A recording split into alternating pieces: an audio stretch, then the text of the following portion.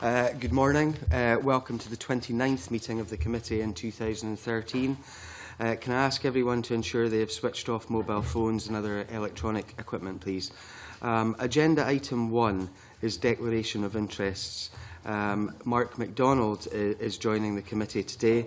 Can I ask you, Mark, if you have any items to declare? I would simply direct members to my register of interest, Convener. I don't believe I have any live interests that are relevant to this committee. Thank you very much. I'd also like to thank Stuart Stevenson for his time on the committee. He will be sorely missed in some aspects of this committee's work, and we wish him all the best in his new roles. If we can move on to agenda item 2, and that is our main business today, oral evidence-taking session on the implications of procurement reform for public services and community regeneration. We have 3 panels of witnesses before us today. Can I welcome the first panel? Alec Lingston, the former Chief Executive of West Lothian Council, Ronnie Hines, the former Chief Executive of Fife Council, and Bill Howitt, the former Chief Executive of the Western Isles Council.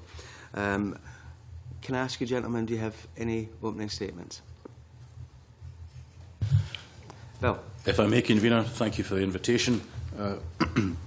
We've obviously been invited here as former Council Chief Executives. I think some of the committee are already aware. I also chair a charity here in Edinburgh which runs supported businesses, and I'm happy to reflect some of that experience as well in the course of this evidence session. In terms of the issues that you raised, I thought it might be useful because I certainly didn't give you a submission, but I did listen carefully to the evidence session last week, and I thought I might give you just some reflections on the issues that you raised. And it's really a very simple one. I think your evidence session last week showed that the implications of this bill are actually very hard to discern for local government. And I think the important thing for you as a committee to reflect on is why that might be. And it's, in my view, it's largely because the bill is affecting the individual members of the community planning partnerships. So it's how each of those individual groups responds to the bill that's actually collectively going to determine how the community planning partnerships will behave. One general thought, if I may introduce it immediately, though, is this, and particularly looking at it from the perspective of you as a committee and knowing what your interests have been in terms of public services reform and regeneration of late. And I think this bill, although I sense it is well-meaning, it seems to me to be a collation of good practice and good existing regulations and legislation. I think as a committee you should be asking the question, how much change is it actually bringing? Is it actually adding value? Because the evidence that you've been getting in other areas, and you got more of it last week, is that this is quite a complex area in terms of what procurement is. And I suppose the 2 points as a former chief executive that leapt into my mind when I sat down and read through this, and particularly the policy memorandum, but the 2 things that struck me were, one, where are the resources to implement this? Because this doesn't come cost-free. There are going to be implications for lots of people, and it's not just the public bodies. And the second one, and I think a very important one, that reflects on what you yourself said in your report back in June, what's the interaction with best value? I don't read anything in this bill that actually wouldn't be done by an authority that is signed up to best value duty. Admittedly, it's codified, it explains things, but the danger is that it's another level of duties, responsibilities, bureaucracy, regulation, scrutiny, monitoring, reporting. And I think as a committee you ought to be asking yourselves, are the costs associated with this fully met, and does it add value to the whole process? So those are my opening reflections, and I'm sure we'll go into more detail on these at a later stage. Thank you, Bill. Anyone else? Alex? Yeah, I'll just make 1 or 2 initial comments.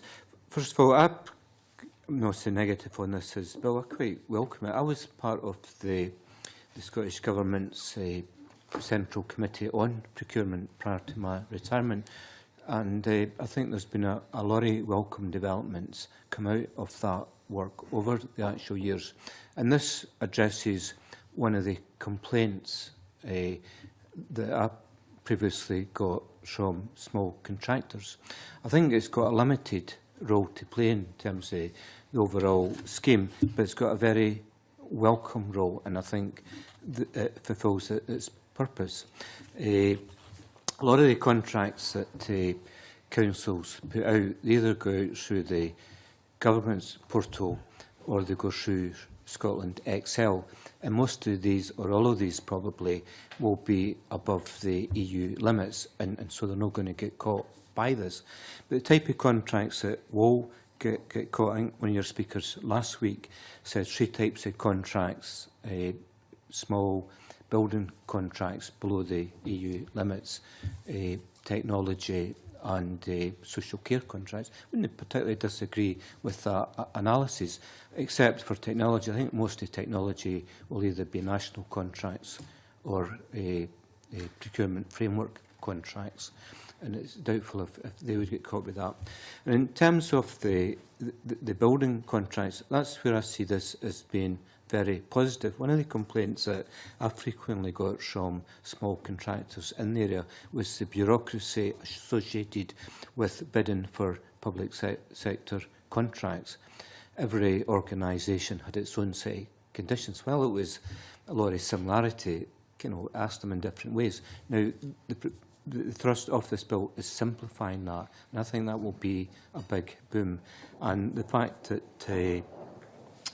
there is to be more dialogue with local companies, I think will help them obtain work and encourage people to compete for contracts and hope for the result in better prices.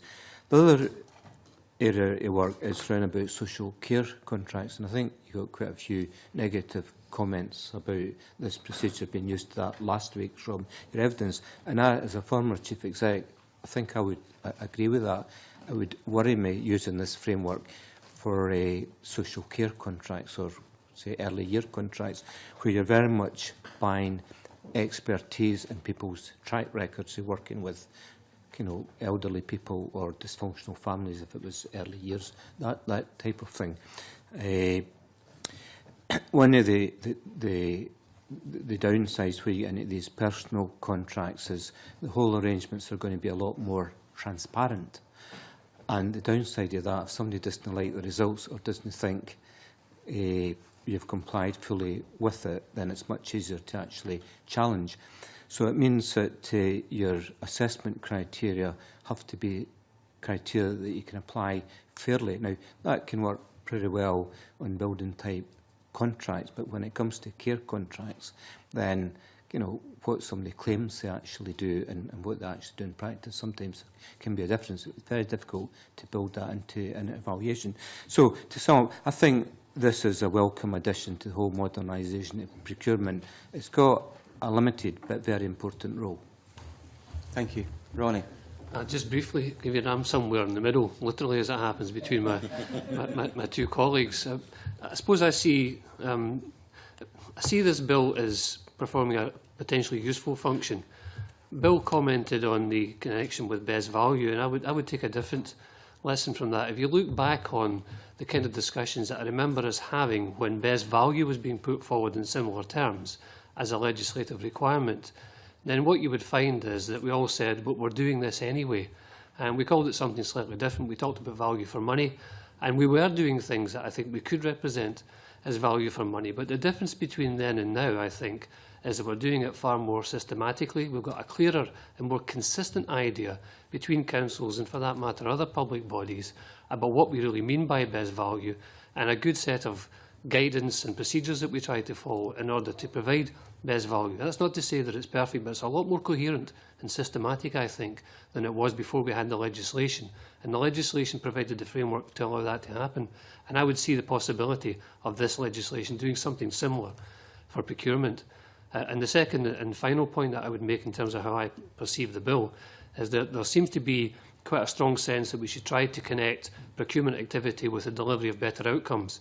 And I think that's a laudable objective. If we agree, and I think most people now do, that trying to focus on outcomes is what's going to get us better service delivery to the people who need it, then procurement playing such a large part in how services are designed and delivered can't be isolated from outcomes. So anything that the legislation and any subsequent regulation and guidance manages to do to make that connection a little closer and clearer, I think would be work well done. Thank you. As you're well aware, gentlemen, the committee has been going around the country to various communities and talking to people about a number of issues. One of the things which has been highlighted to us on more than one occasion is difficulties that small organisations have in terms of procurement, where they are bound by rules set by local authorities. And some of those rules seem to be pretty severe. An example was the hassle of one group trying to buy a wheelbarrow, for example. Do you think that in some regards procurement rules laid down by local authorities have been too draconian? Do you think that this bill may help a little bit in that regard? Who wants to? Alex? I think over the years, local authorities have tightened up the procurement greatly. Now, you'll always get a case where somebody, buys something, whether it's a wheelbarrow, and they said, I could have bought it at a local shop more expensively, more cheaply. But you get to look at the totality of the actual system. I think the procedures that have been introduced over the last 5, 6, 7 years has got greater value for money in the actual total. Before, you had the situation where people were going to local shop and buying stuff. Now, while the unit cost a pen or a pencil or whatever was actually cheaper, you start to take their staff time into account, and also cost paying an individual supplier, creating the computer record to do that. When you take the total cost into account, it was probably costing a lot more. Now, there are times in it's expedient just to go to a local store and buy things, but in the main, you need a systematic approach if you're going to achieve best value, as Ronnie's actually described. And the framework we've actually got, I think, delivers best value overall. I think, from my perspective, a little bit of gumption, a bit of common sense should be applied in some of these cases. And for councils in particular, who are buying lots of pens and pencils and probably quite a few wheelbarrows as well, I can understand the logic of using PCOS or another system to record who you're buying it from and all of the rest of it. But for a community group who is funded by the council, and we'll say, it seems a bit strange that they have got to go through a huge bureaucracy, which I think takes up a lot of time and energy, not only of the group, but also of the local authority itself. And it makes you think, well, my instant thought when I heard that one was, if the council was so concerned about the purchase of the wheelbarrow, why did the council not just purchase the wheelbarrow itself and hand it over, Do you not think that in these cases a bit of common sense should be applied? Well, I'm not aware that community groups are required to buy through local authority contracts. If it is, that's a development that's come in since I've retired. There are instances where community groups wanted to buy through a local authority contract because the prices were much more advantageous. But I'd be very surprised if the rules are that tight now that local authorities require community groups to buy, say, a wheelbarrow through a contract. I have to say, Alex, that I don't think this is happening across the board. It just seems to be that some local authorities seem to apply much more rigorous rules and seem to be a little bit risk averse in terms of dealing with this. I'm a great believer in following the public pound, but to follow that pound in some of these cases that have been described probably costs a fiver. Bill. First, Convener, can I apologise to my two colleagues here if I seemed negative in my opening remarks? I thought I was being challenging. I'll need to watch my language more carefully. And interesting that I actually agreed with everything they said. I was simply trying to open up the debate in other areas. In regard to your specific question, Convener, I think we get back to an issue that affects any legislation in Scotland, which is the diversity of Scotland, the range of public bodies, the scope that exists for interpretation. And I think it's always very difficult to take a particular case, and I know you're using that as an example of if you want, worst practice. But unless you know the difficulties of that, in my experience, the reason people, particularly at official level and at a lower level, level in officialdom are very risk averse is because of the amount of scrutiny and accountability that now exists. And some of you here I know have been councillors. You will know that you go into one area and a councillor organises something through the department to help a community group, and then another councillor finds out, and before you know it, you've got an argument in your hands. I mean, that's the way life is, convener. And I think the point that both Alec and Ronnie have made that I totally agree with is that we do need a legislative framework. We do need the guidance to make sure that these things are done in a proper way. And I agree with you that when it comes down to practical level, then common sense needs to kick in. In terms of the risk-averse scenario, I want to stick with that for a little while and get your views on whether the bill makes any difference in this regard. We heard from witnesses last week, but again we've heard it elsewhere out and about, that people are of the view that when it comes to procurement, they're often driven by the legal services or finance sections of councils.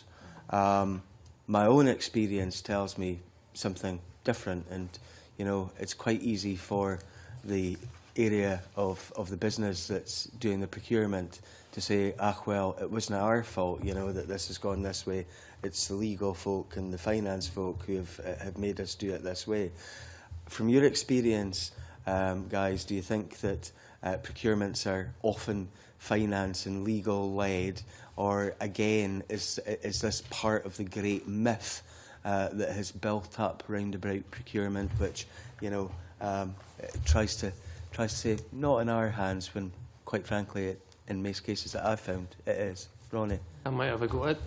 I don't think it is a myth. I think that's maybe an exaggerated way of putting it, but there's substance to that view, I believe, and it's largely, in my experience, driven by the prevalence of European legislation in this area, compounded probably by the way that most of us would tend to organise the procurement function, which would sit within the finance department by and large and work closely with our legal colleagues for perfectly obvious and understandable reasons.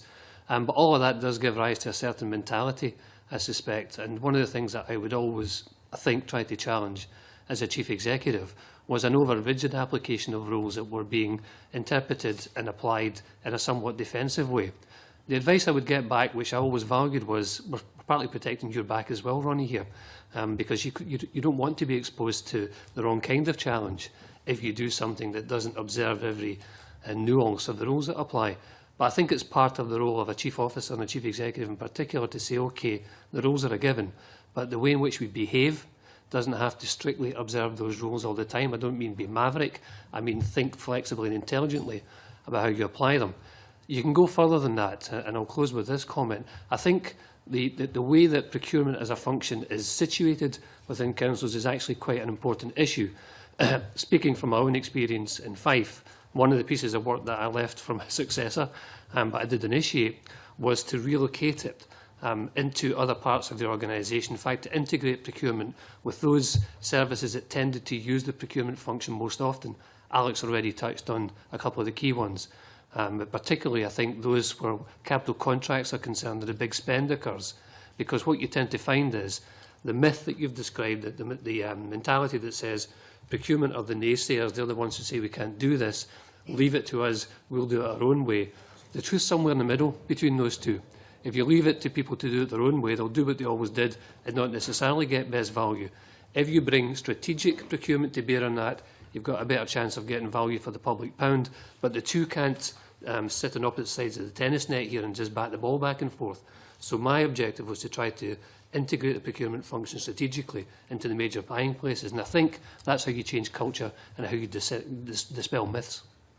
Okay. Anyone else want to come in there? Alex? Yeah, I would support Ron on that. I think a lot of people who complain about the centralisation, basically what they're complaining about is loss of a lot of the operational freedom. A lot of service managers like to go out and buy what they want from whom they actually want. So it doesn't always deliver best value. From time to time, you get accusations from other contractors about favouritism, you know, graft and such like. So I spent my whole career cutting out unnecessary bureaucracy, but I made sure there was a strong governance framework in place throughout the organisation. Procurement rules gives you a strong governance framework, and if it's run by lawyers and accountants, it's because service managers are not engaging with the process, and they have to engage with the actual process. But the process itself is sound, and there should be no going back from a systematic approach to procurement.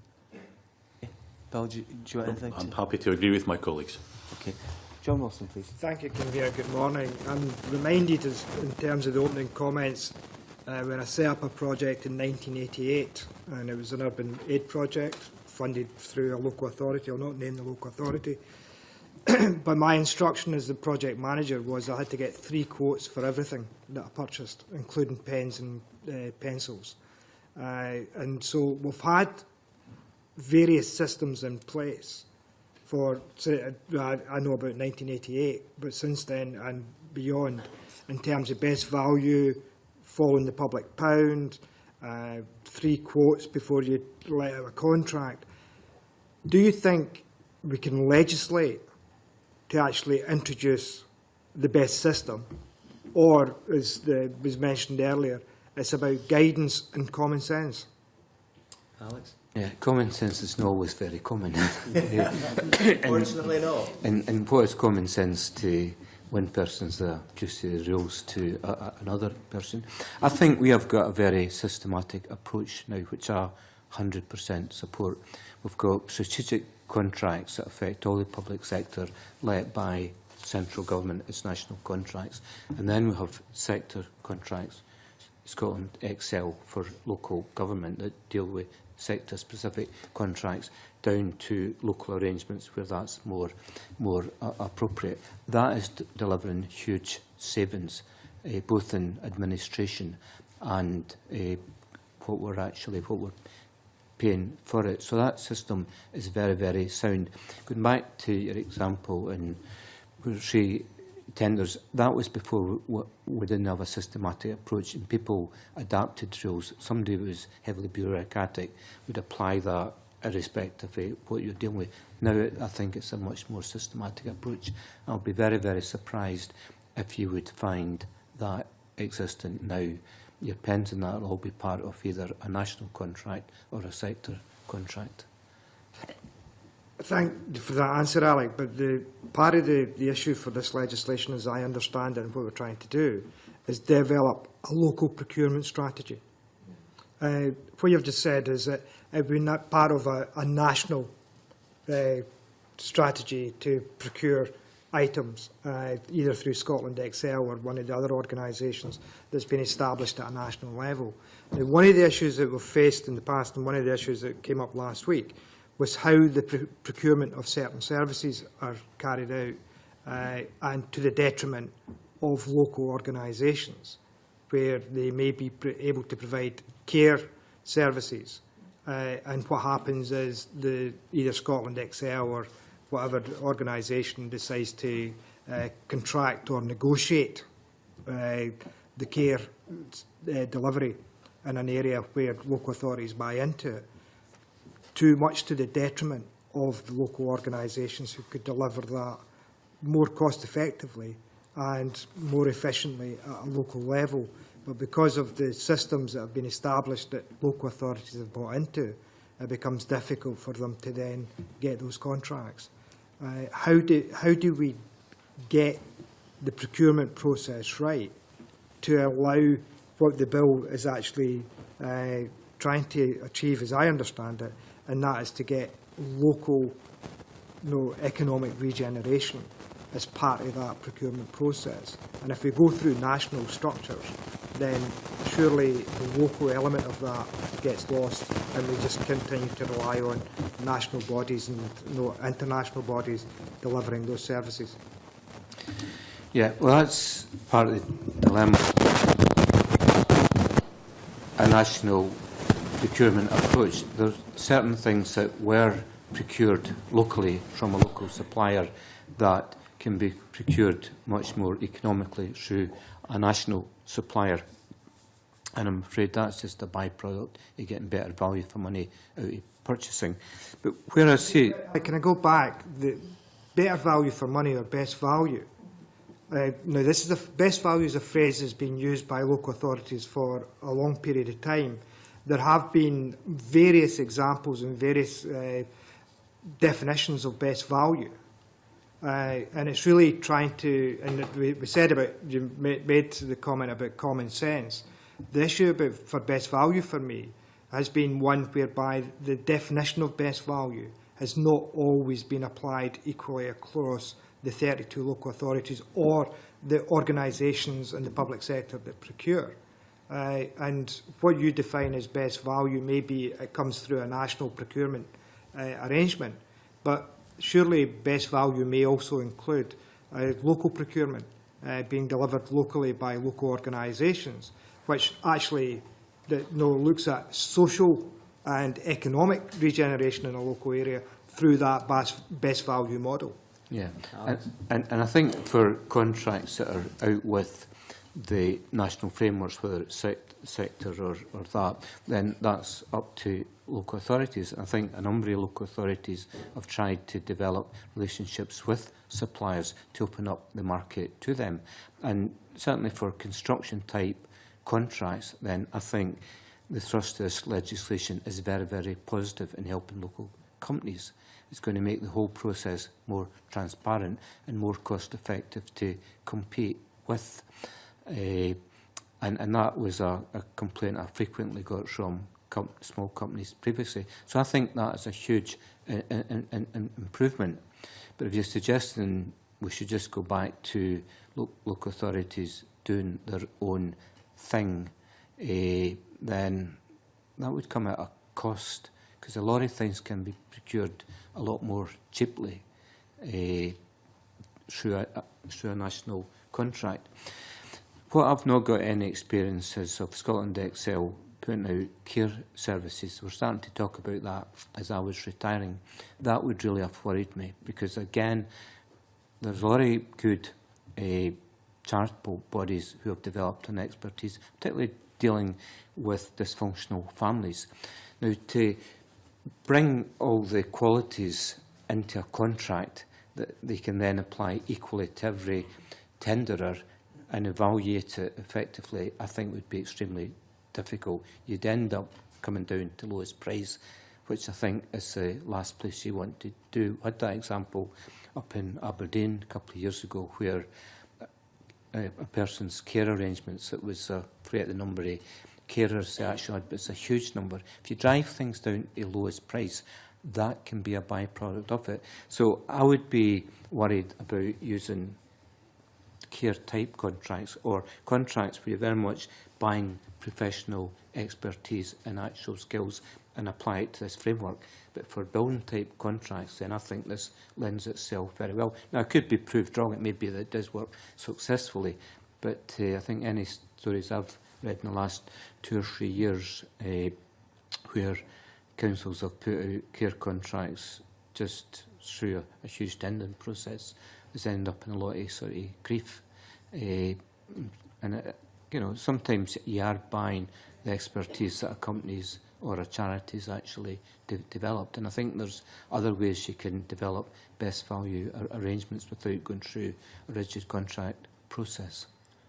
I wonder, to add to what John has said, I mean, you're putting a lot of stock on Scotland Excel here, but there are, there are local authorities out there and other bodies who have got together to create other procurement units, Aberdeen City and Shire Joint Procurement Unit, for example, and in Aberdeen itself, we use the PCOS system, where individuals could buy, including from local companies, out with the framework agreements.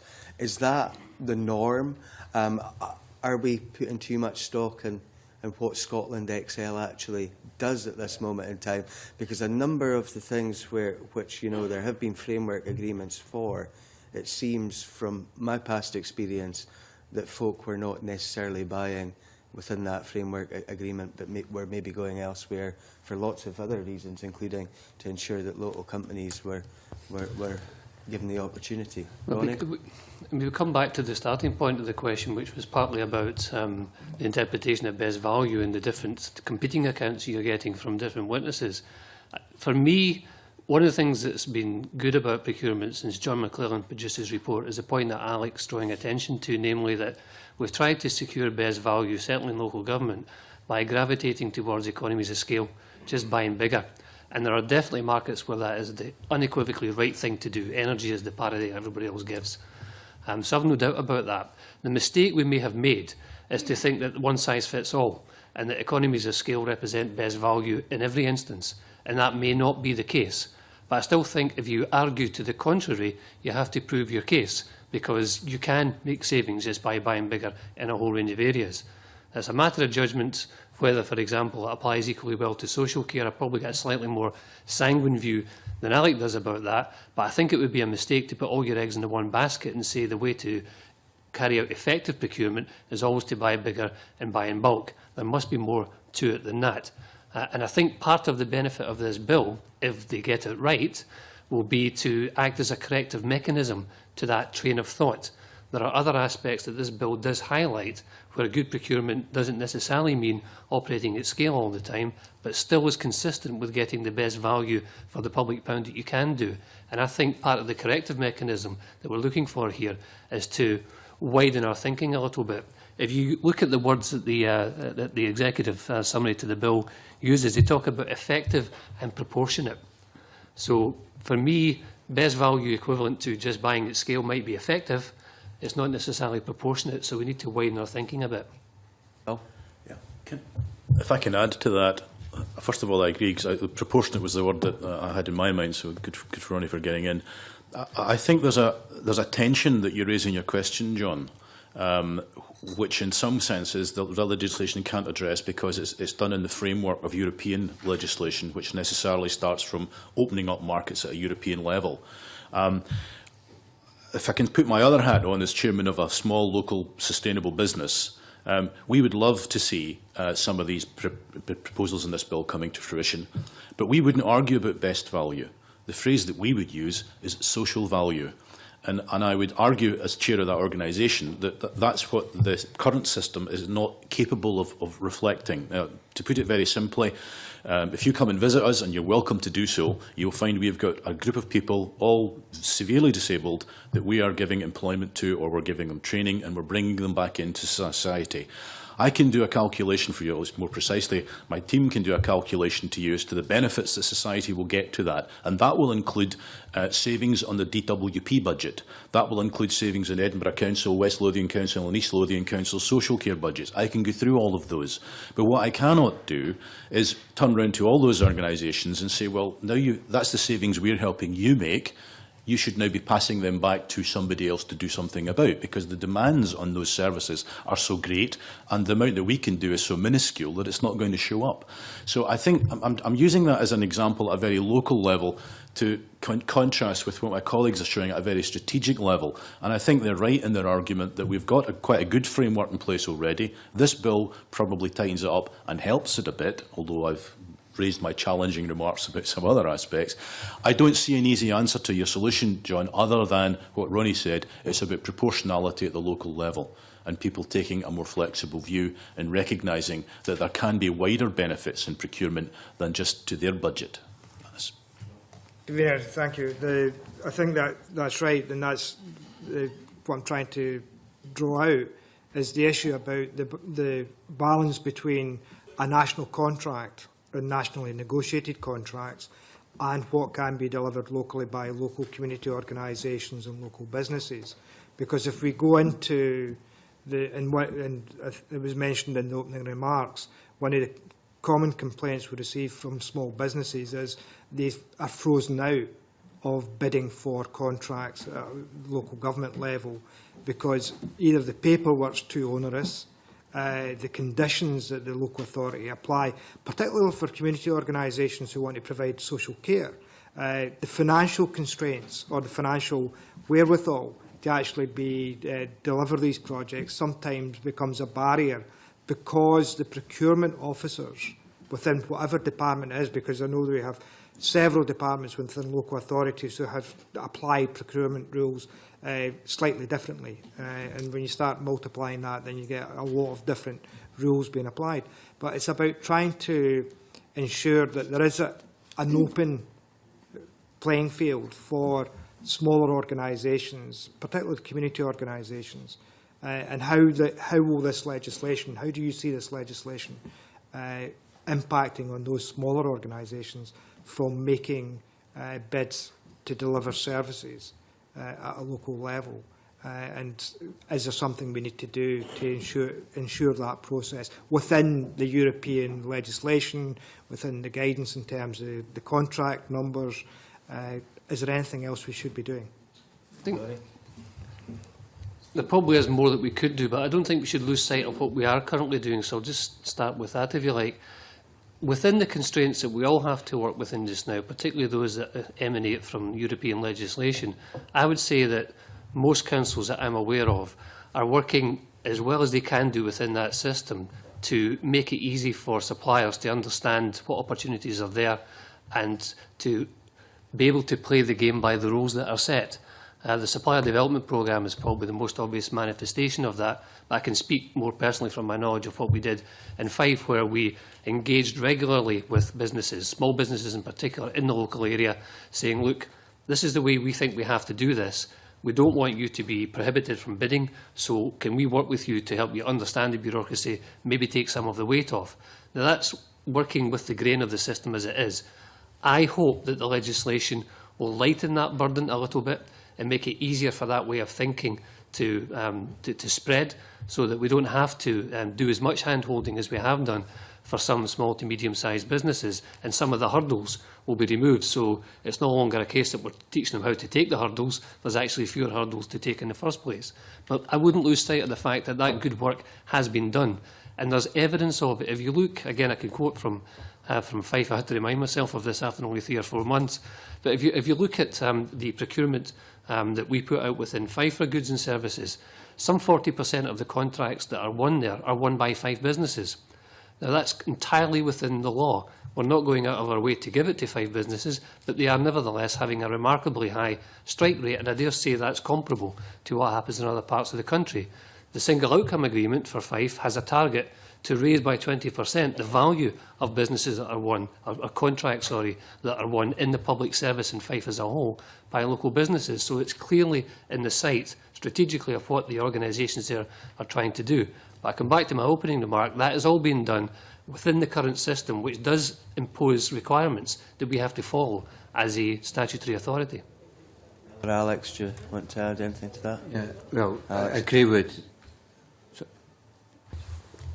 Sorry, I agree with Ronnie's comments. Again, in West Lothian, we had regular dialogue with small contractors, and we took their views into account when we're framing things. And this is going to be a requirement under the legislation.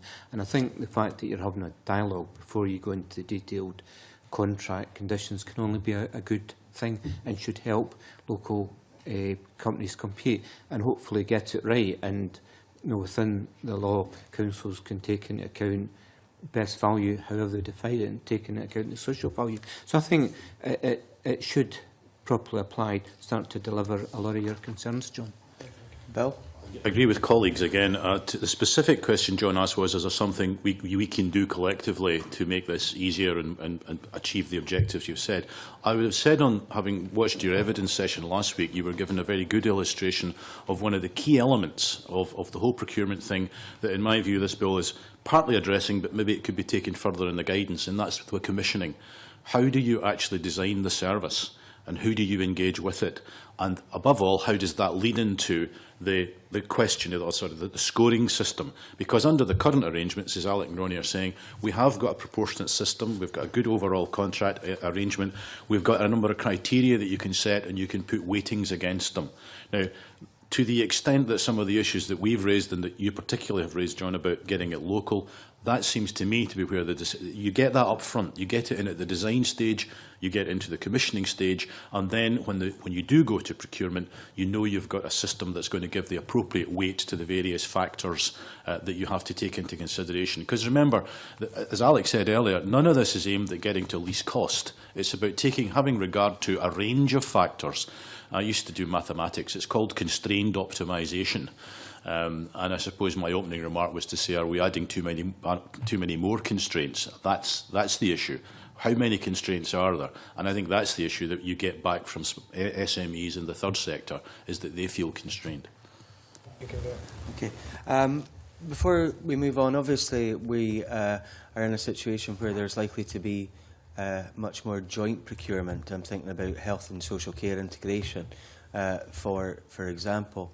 And we heard during evidence for one of our public service reform inquiries from NHS procurement, who said that a guy who said that there were constraints as it stood in terms of cooperation between the health service and local authorities.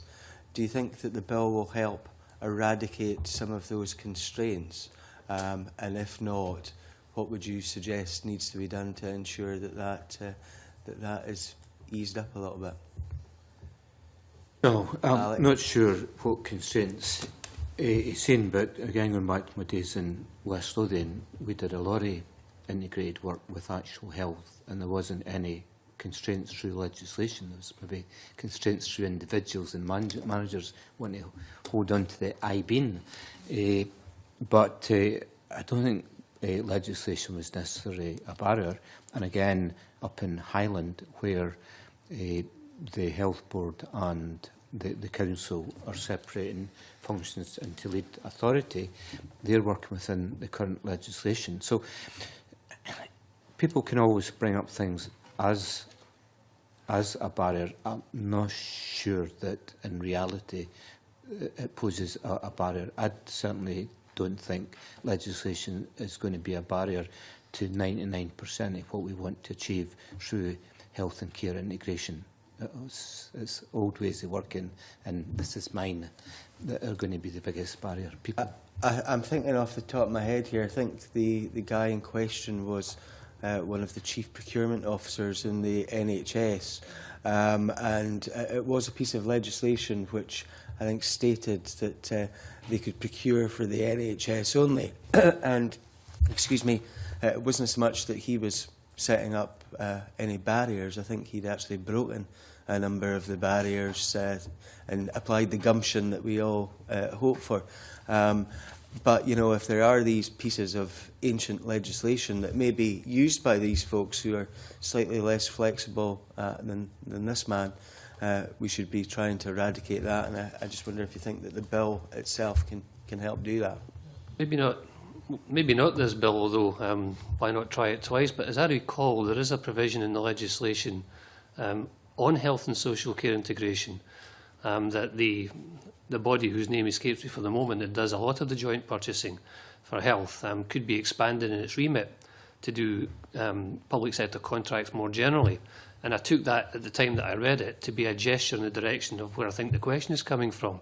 Namely that if we've artificially imposed some constraints on how that joint purchasing body should operate and it's only about health contracts, then why don't we think about opening that up? Because if I go back to my earlier observations on John McClelland's work, when local government was being enjoined to get better at procurement, and in large part that meant join up and do it more effectively together, health was held up as the exemplar. It was said, health do this, and there are reasons for that to do with the nature of the difference between the health service and local government. But I think we took seriously that comparison and said, OK, let's try to do that. So now we're in a situation where these two things could conceivably come together.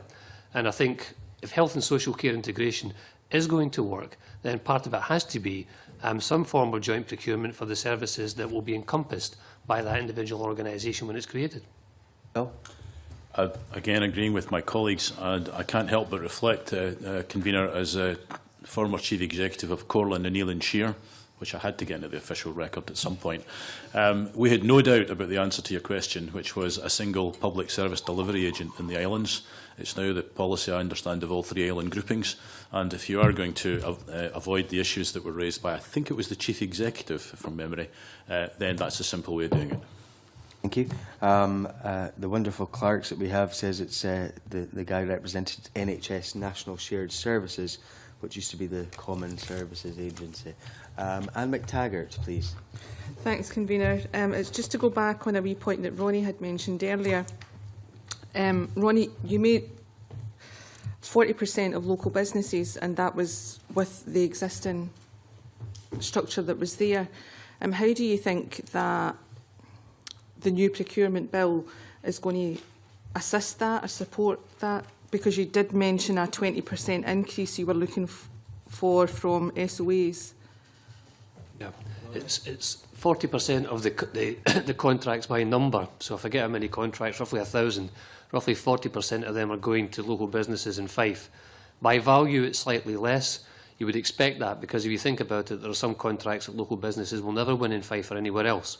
Energy being the usual example, but the strike rate there is about 30%, so it's still quite good, and the target to increase it by 25% is written into the SOA. What I'm really saying is that there's already an awareness out there, and I think some good practice to back it up that says we're onto this and we're trying to do something about it. Where I see the bill helping is in reinforcing not just the mindset and making it a duty to think in these terms, and particularly to wire that thinking into local economic development, which is absolutely critical. So a duty to do that, I think, would be no bad thing in itself. But some of the provisions that are being mooted would help as well. What comes to mind would be the idea of a single portal, let's say, for subcontractors. Because one of part of the feedback we got when we went out and consulted with the businesses was, actually, we're realistic. We know we can't win some of these contracts. They're just beyond our scale. But what about the supply chain stuff? Can we not win some of that? So the easier we can make it for them to find a place where those supply chain opportunities are and continue the work we've always done to say, here's how you should try to put your bid together if you want to be successful, then the more success we'll have and the better outcomes we'll have. And that target of 20% or 25% of an increase in Fife is something that I'd be pretty confident if I was still there, of meeting by 2017, because if you've got those things working for you and this bill gets behind it and says this is important, then you've got a fair wind. Again, Ronnie, thanks for that.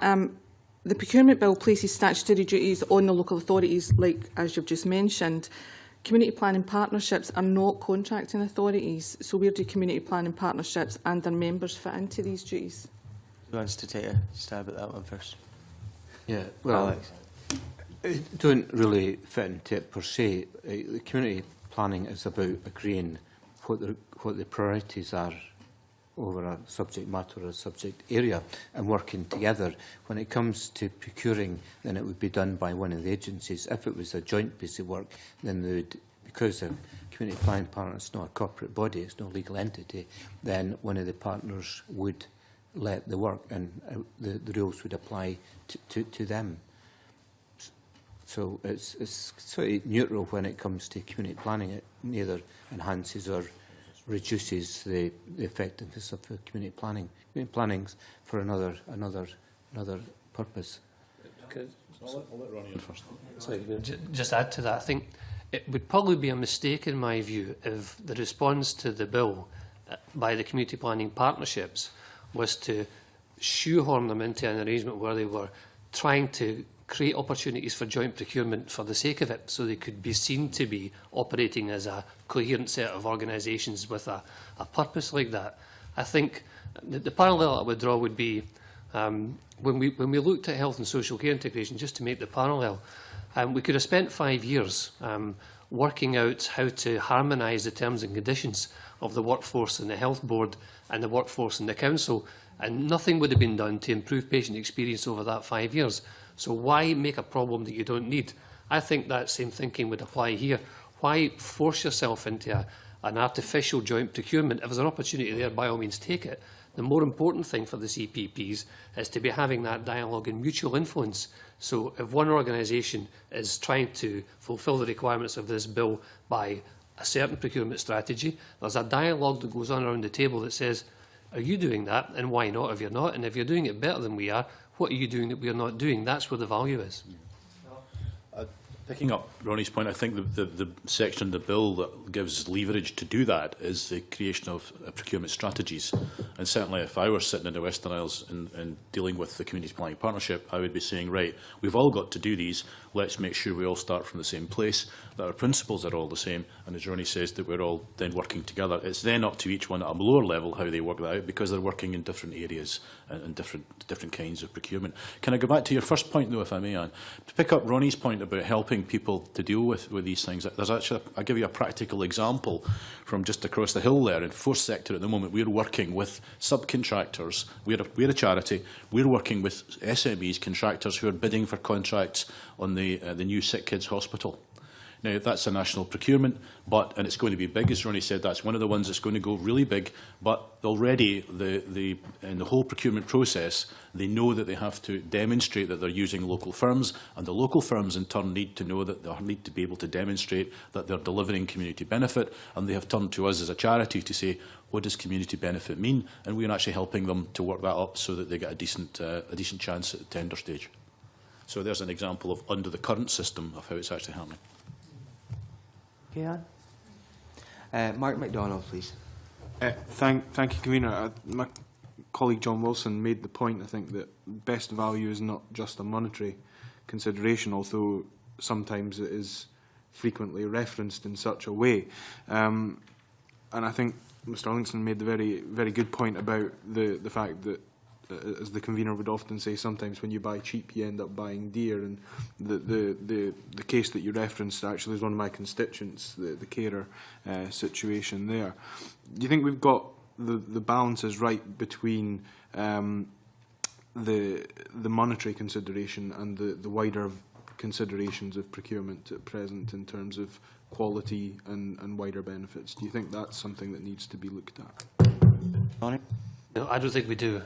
That's why I said earlier, I think part of the value of this legislation might be a correction to a current direction of travel. It's entirely understandable, I think, particularly in the conditions of austerity that we're now working with, that a preoccupation with the bottom line would dominate our thinking about a number of topics, including procurement. And I do think that when we were trying to take on board the lessons from the McClellan Review and other things, we've tended to think in that fairly, I wouldn't say narrow, but that quite focused way about what we can do through procurement. I wouldn't say we've entirely neglected the quality side, but if I'm honest about it, even if you, as we do, write into contract specifications, the balance that you want to strike between price and quality, it's the interpretation of that and the performance of the contracts rather than the words on paper that makes the difference. And if the mindset is we must save money, then the risk is always that somehow quality will be sacrificed on that altar. So we have to be very careful about that. I don't think the balance is quite right at the moment. I would say, however, and this is maybe, I didn't hear the evidence that you were given by third sector colleagues, but I think that there has to be a stronger recognition on the part of the other side of the contract that the cost is still going to be a considerable factor because there simply isn't the money, and the challenge is to get better for less. And that's a challenge for everybody who engages in a contract, whether they're letting it or bidding for it. Alex? I was just going to come in. One of the objectives of this bill is to promote good, transparent and consistent practice, and I think we'd all find that laudable.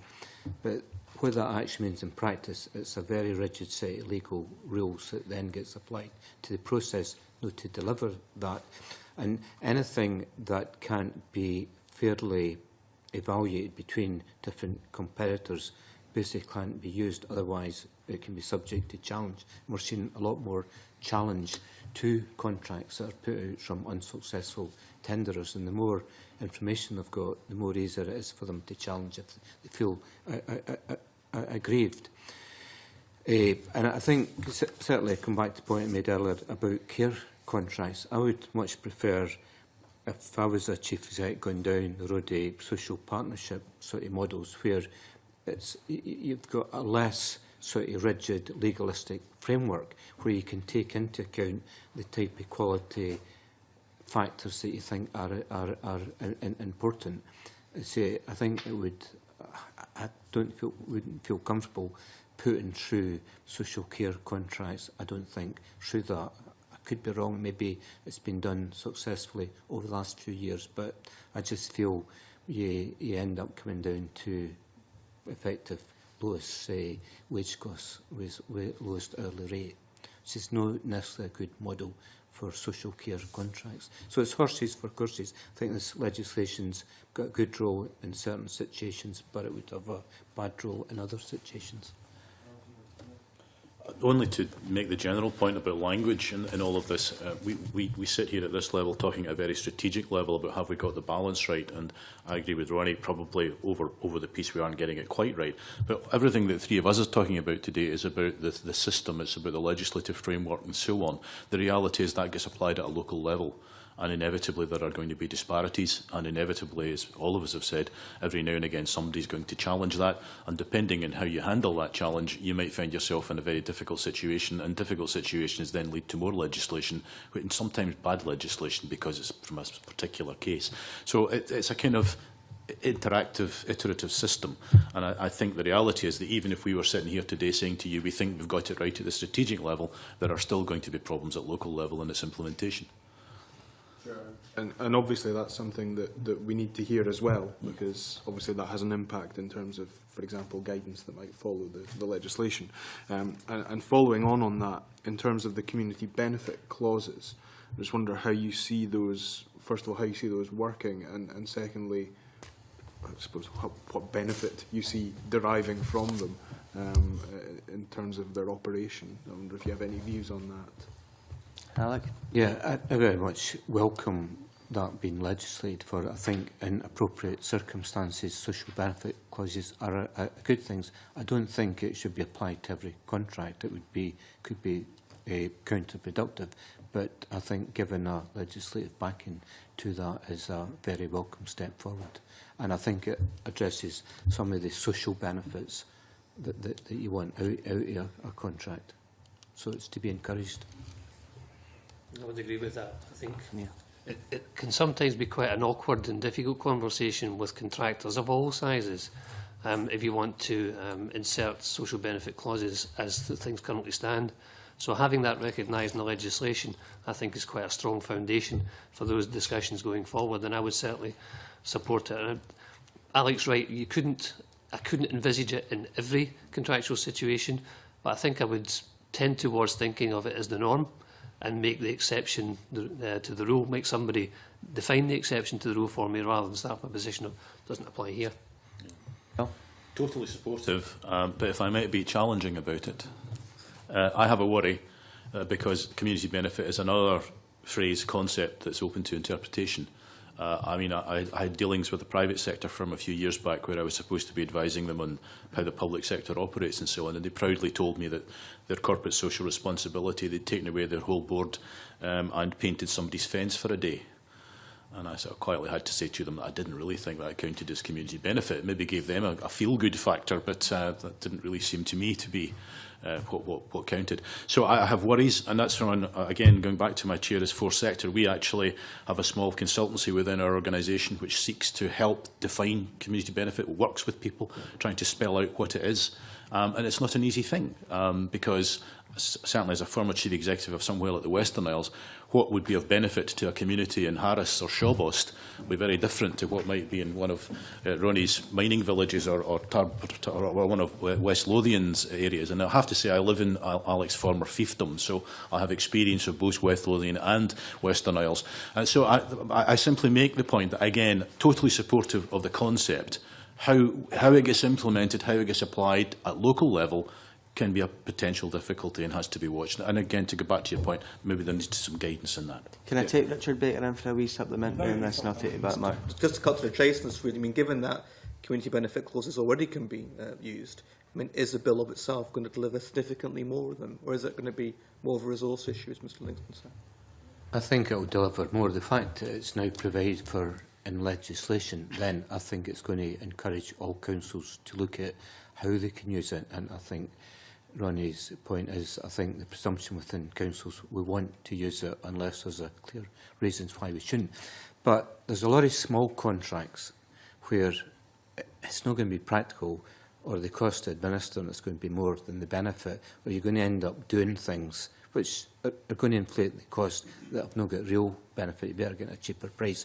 So as long as it's horses for actual courses, but I'm sure all local authorities will be looking at, if they're not looking at it just now, how they can apply it to their contracts. And I think you're going to see a mushrooming of these over the next few years. The only thing I'd add to my earlier remarks is that I think I see a potential alignment between a requirement for community benefit clauses and another aspect of the legislation, which is about encouraging innovation on the part of businesses. So if you imagine that the first response of a business might be, oh, a community benefit clause, more costs, so be aware of the consequences of your actions, then I think the challenge back is, does it have to be that way? There are various ways in which community benefits can be delivered. We may have only identified a small number of them up until now, but we have a duty between us to actually get better at this. You can innovate, because that's what you're in the business of doing. Can you tell me ways in which you could deliver a community benefit better than the ways that I might have thought to put down in a contract? That could be a very fruitful kind of dialogue. Oh, I'm fine. okay. Mark, do you want to come back in? It was just to follow on from that, and in terms of how these are applied and how they're monitored, was to look at the question of accountability and monitoring and scrutiny of procurement performance. And in the past, I think, and even in the present, I think what we've tended to focus on is it on time, is it on budget? Do you think that some of the direction that the bill is going in might now lead to a wider scrutiny of procurement performance to look at the wider benefit derived from procurement rather than simply, is Project X being delivered on time and on budget? Alec? Yeah, I think with the need to have a dialogue with potential suppliers, it's going to encourage councils to consider how they're doing things and how they're actually engaging. I say dialogue is a very welcome addition. In the past, the technical officer draws up a specification, puts it out, and companies then price against it. Now there's going to be an annual dialogue, a regular dialogue between the work that's going to go out, how it's going to go out, and I think that will be a good thing, and hopefully it will lead to some innovative solutions coming from the private sector that Ronnie's actually described. So, yeah, I think it should. We already have something called a procurement capability assessment that was a product of Scotland Excel, and although it's still in its relatively formative stages, that provides the foundation, I think, for what I think the question is about, because it's a template, if you like, against which the performance, in very wide terms, of procurement functions within local government can be compared with each other. So you get this report once a year by virtue of joining Scotland Excel as part of your membership fee. And I think as that develops, and if I can just for a moment put on another hat that you've seen me wear before, that will give us the opportunity to sit and look. I'll personalise it. If I were still in a Chief Executive's chair, I would be looking at that and saying, what does this tell me about the procurement function in all of its various ways of measuring it in Fife compared to other councils in Scotland? Where are they getting a better assessment than we're getting, and how therefore can we drive improvement through that kind of comparison? The legislation will do nothing except support that, I think, because it's making sure that we see procurement in broader terms, and it's very much focusing, as you're suggesting, on, well, how will we know whether this is getting any better or not? What forms of monitoring can we apply here? I think that would be a candidate for a good form of monitoring that could be used within organisations and used as part of public reporting as well. Oh. I agree entirely with that. I think the important thing here is that this bill isn't, in my reading of it at least, isn't introducing something that's radically new and different, and I think Ronnie's right. What I hope this will do is encourage the evolution. What I would not want to see is new bureaucracy, new checklists. What are you doing? I think the main thing that this bill ought to be doing in terms of community benefit is actually changing the nature of the individual contracts, so that you've got a clear indication as to what's happening at individual level, which, as Ronnie says, can then be captured by the existing systems to show you what's happening at overall level. What I wouldn't like to see is whole new monitoring systems going in. I think it has to be evolution here. Thank you. Okay, thank you. In terms of the bill itself, it community benefit requirements are where estimated value of the contract is equal to or greater than £4 million. Also, there is the ability for the contractor to use community benefit in contracts which are less. Do you think that £4 million figure is about right, or do you have any other view on that? I have a very different view. Bill, can we hear that? Well, view? yeah, again, this takes us back to the diversity of Scotland. I mean, I'm sitting with two former chief executives. I forget what Ronnie's budget was, probably 1.3 billion or something. Yeah. Western Isles was a tenth of that. Again for 4 months. It seems to me that when you set absolutes, when you've got the range of budgets that we have in the 32 councils, let alone what goes across the whole public sector, then you've got an issue. So I would have thought it would be better to make it a proportion. That's a simple view. I would also make the point, again, it very much depends. I mean, why 4 million? Why put it in at all? Surely community benefit is something that you ought to be thinking about under the duty of best value, to go back to my opening remarks. I mean, we should be looking at how we get the best value across the piece from the public pound. This bill, in my view, in that sense, while it is, if you want, adding a gloss to that, it's being a bit more precise in some areas, I don't think it's changing that fundamental requirement. So, do we need it at all? B, if we do, given the range of budgets that are around, why don't we make it a proportion? Thank you. Any other comments on that one? When I made my comments earlier, I forgot there was a limit of £4 million. It's being retired, you start to get a wee bit rusty. Yeah, my own view is you've got to start somewhere. I think it's a welcome addition. I said earlier, I've not any particular problems with £4 million.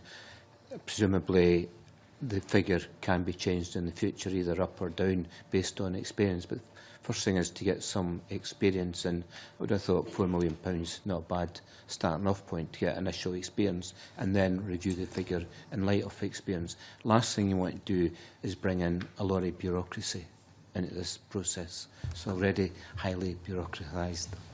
Ronnie?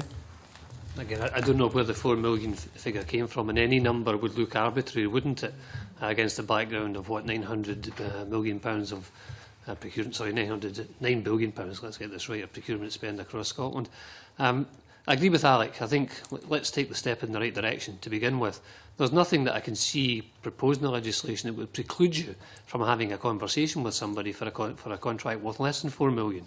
And once the idea gets embedded that this has got a statutory underpinning, I would expect the practice to follow that. So even if you haven't got the force of legislation behind you, you've still got the support that this is intended to be one of the things that public procurement produces. And if you're letting a contract for 3.9 million, and if you thought it was fertile ground for community benefit, I would be inclined to have that conversation with the contractor. Thank you. It's maybe a suck it and see scenario, because further on it says that ministers may be allowed to change that figure if they deem it to be appropriate. Stuart McMillan, please. Thank you, Convener. You actually just stole my thunder with your final question. But just kind of a supplementary to that, following the comments from both Bill and Alex in particular. I fully understand and appreciate the example that you gave, Bill, in terms of the smaller authorities as compared to the larger, also with the budgets that they have.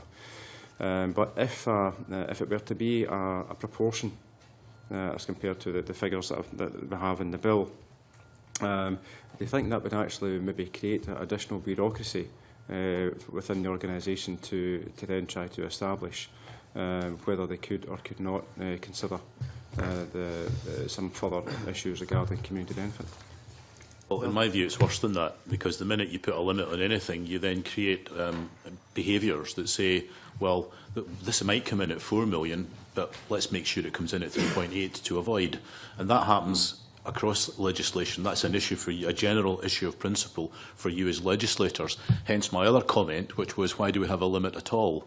And I think Ronnie is right. I mean, if you put in 4 million now, as he says, once the system starts to get going and it begins to become embedded and becomes a behaviour, and above all else, if people begin to see at local level the advantages of the system, that's what makes people change behaviours more than anything else, is to say, we did this, by Joves, it worked. We got the outcome that we hoped for. And once they see that, I think the figure becomes irrelevant. I think I'm at one with Ronnie on that. Okay. Stuart? I don't know if Ronnie or Alex want to comment further. No, I just agree with, let's suck it and see. It's a huge step forward. Let's see how it works and then revise it in that light. The last thing is we want to make procurement any more complicated than it is. I presume the 4 million has been agreed to by private sector, so it's a good starting off point where they've signed up to deliver community benefit for contracts over 4 million, get some experience of that and then review it in light of that experience. All I'd say is legislation tends to be at its worst, in my view, when it tries to be too prescriptive. And picking a particular figure smacks of that to me, but I understand the reason for it. So it's more important to me that the legislation is trying to create the right ethos for what community benefit is all about. And so long as it does that, then we can worry in due course whether 4 or some other figure was the right one. Another question just is regarding the comments that Bill mentioned earlier regarding the social value and the knock-on effect to kind of other public agencies such as the DWP, NHS and local authorities, etc. If a contract were awarded maybe elsewhere. And it kind of took me back to a contract that was awarded around about 2005, 2006, not a local authority contract, but from another kind of public agency. And the arguments that were put forward at the time in terms of the knock-on effect, if that particular contract wasn't awarded to a location, then the number of jobs that would be lost and the knock-on effect to the housing within the area, etc., etc. And also with this bill, and also with obviously kind of following EU procurement regulations as well, how do you think that that the bill can fully tie in with the certain EU regulations, but at the same time still maintain and have that kind of strong kind of idea and ideal regarding the social value to our local communities? Who wants to have a crack at that first? Since I was spared as the originator of it, I'll have a go. The first thing that came into my mind, Stuart, when you posed the question was it can't. And I may be a bit strong in that, but I think it's a good starting point. So let me just reflect why I thought that. First of all, and I'm speaking about the specific example you raised, that must have been a very large contract. Therefore, it would probably have taken you into state aids, which is another matter altogether. So I'm not sure that when you get to contracts of that size, which are going to affect a very large area with a lot of jobs, that this bill, in fact, is going to help greatly, because it will impinge. It will be affected by, and it will impinge on a lot of other areas. And I would suspect also that it will get you up to EU level very quickly on several fronts. So, in terms of a very big example like that, I'm probably not the best person to comment. In terms of, however, the general principle, I think all I can do is reinforce what particularly my two colleagues next to me have been saying all the way through, that this bill is attempting to take forward an already established system that is trying to achieve the objectives that we all aspire to. And I think Alec earlier said laudable objectives, to give people the facility to take a proportionate view within their area, to try and devise social value or community benefit or whatever phrase you want, and integrate that into the decision-making process. But I pause there because I don't think you can do much more than that. At the end of the day, as we've all said, these decisions are all a balance of factors. And that gets me back to an earlier comment, which is the earlier you get into the commissioning and the design of whatever it is you're doing, and have regard to whatever you think is social value, and make sure that that's written into the scoring system, then that's the way that you deal with it. Excuse me. If best value is a somewhat nebulous concept, social value, I think, is even further out there. So the beauty of that is very much in the eye of the beholder, I think. And I say that because, for me, if you're talking about concepts like social value, it's as well to broaden our thinking beyond what this bill can do, There's other legislation that's currently going through community empowerment that I think is probably more directly relevant to that. And the main point that I would make is that there needs to be some alignment and some synergy between these two pieces of legislation, particularly when you're trying to hit very abstract targets like social value. So it would be a mistake to plough too deeply, I think, into procurement if social value is what you're really trying to achieve. It can make a contribution, I'm not disputing that, but to do it in isolation from other pieces of activity, particularly those that are being supported by legislation currently going through the Parliament, would be an error. Alec? Yeah, I agree with the comments of my two colleagues. Social value is something you've got to consider further up when you're thinking about how you're going to do a particular thing. When you get to tender stage, tender procurement, it is about a legalistic process you're actually going through, and it's difficult to see social value playing a role in that. I think you would end up in the courts. So it is for initial consideration when you're deciding what to do that you take into account social value. And in terms of relocating jobs, it's difficult to see the contracts that are getting caught by this under the EU threshold as having that effect. I think it would be much bigger contracts. Okay, thank you. John Wilson, please. Thank you, Convener. Just a small question. Bill Howitt earlier mentioned the issue about, in terms of procurement, creating more bureaucracy. And Alec Lingston made the reference to a highly bureaucratic system as it is at the present moment. If it is highly bureaucratic and we have a system of procurement, how do we turn that table round? Because part of the reason for procurement is to try and reduce costs and make delivery more effective.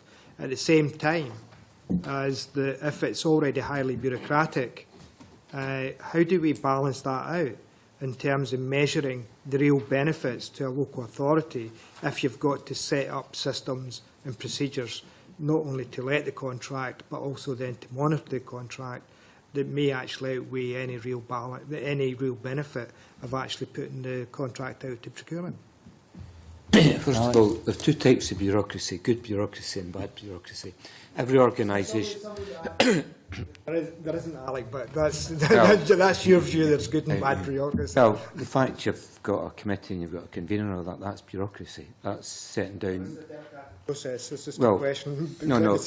Well, democratic process is why you need the bureaucracy. That's setting down the rules and how an organisation operates. That's your bureaucracy. It's when you've got too many layers in that becomes confusing, but you need bureaucracy. When I said it was highly bureaucratic, it's because it's very prescriptive, and that's what you want. If you're going to get the best value out of procurement, you need a systematic approach. So you want one, these are the rules, this is what you do. The other side of the coin, or the other extreme, is you have actually no rules, and you get back to all the problems we had in procurement before that. So like everything is, the best solution is a happy medium. So I think it's an efficient system that we've got, but it's a set of rules. We've got the national portal, we've got sectoral portals, we've got local arrangements, and conveners mentioned the joint procurement up in Aberdeenshire, part of the local arrangements, but they all fit into an overall procurement strategy for Scottish local government. And within that you've got PCOS and all that. So they've all got an essential role, but it's all a prescribed role. And that's what I meant by the highly bureaucratic. Certainly it wasn't in any derogatory sense. In fact, it's a strength when it comes to actually procurement. If you're going to have an open, transparent system that wins public trust, then you have to have a defined set of rules that people actually follow. Bill?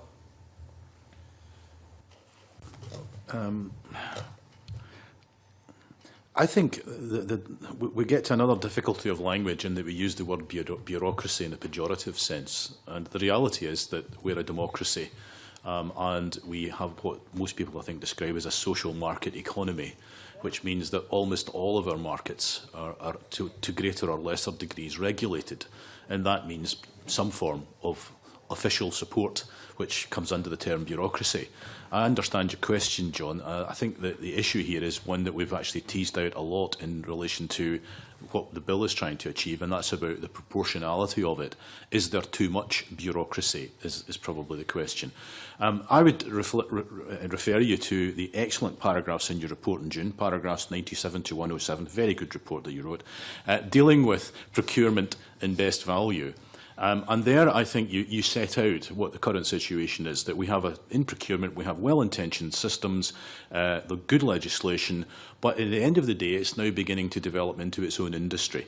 And the question I was trying to pose to you at the beginning was to say, you as a committee have formed a view, which is expressed in that report, to what extent will this bill improve or not improve the current situation? I do think I'm in a position to say that because, again, going back to my opening remarks, I was making the point that the problem with this bill is that it applies to each of the individual organisations within community planning partnerships, and each of them will respond differently. They can respond at strategic level around a procurement strategy, but how they then perform at local level down to the actual bidding and actually awarding of contracts will depend on the nature of the organisation, the nature of their business, and quite frankly, the people involved. So I think the only answer I can give you is about proportionality, and to the extent, as we've argued, I think particularly Ronnie and Alex have argued very strongly, that we have a system in place here that this bill is trying to improve and make more focused, then I think we should push forward and go ahead with that. Just to finish off in terms of bureaucracy, good and bad, I think sometimes our use of language actually does us no favours in these regards. I'm going to finish off with this. Alec mentioned PCOS, which is used by folks in all sections of councils that use it. I was told by somebody that the best use of PCOS and the best scrutiny of what was being bought was after the dinner ladies in Aberdeen, where the cooks were trained up on that system. And, you know, a lot of good practice came from that and was exported right across the council. How do we export that best practice from one council to another? Because we're still a little bit wary sometimes of sharing good practice right across the board. Ronnie? I'll start by endorsing the comment that you've just made. At an earlier stage in the discussion, I had a recollection that when we were trying to get the best value out of the system that we used in Fife, it wasn't PCOS, but the same issues arise. The challenge was to create an experience of ordering, if you like, and purchasing through the system that was as close as possible to what people are used to with Amazon and things like that. And that really is a high standard. It has to be that intuitive and that easy to use, and our systems tend to be a bit sclerotic by comparison with that. So I think that's the standard you want to try to hit if you're going to engage people properly with procurement as an activity within councils. To address the question directly, I've said already, we've got the makings of comparisons, I think. We have got a procurement capability assessment process. There are some quite distinct facts and figures that includes. There's also some quite nice judgments about how people are doing procurement, but nevertheless it gives you the consistent basis that you need to look across the piece at 32 councils in that case and say, well, all things considered, how well or how badly is Council A doing in procurement terms compared to Council B? So the questions about comparative analysis and benchmarking, I think we've got the tool to do the job. It wasn't designed for that purpose, but it lends itself to it. Bill or Alex, anything to add? Yeah, it's a huge cultural issue. This PCOS itself, to operate was a nightmare.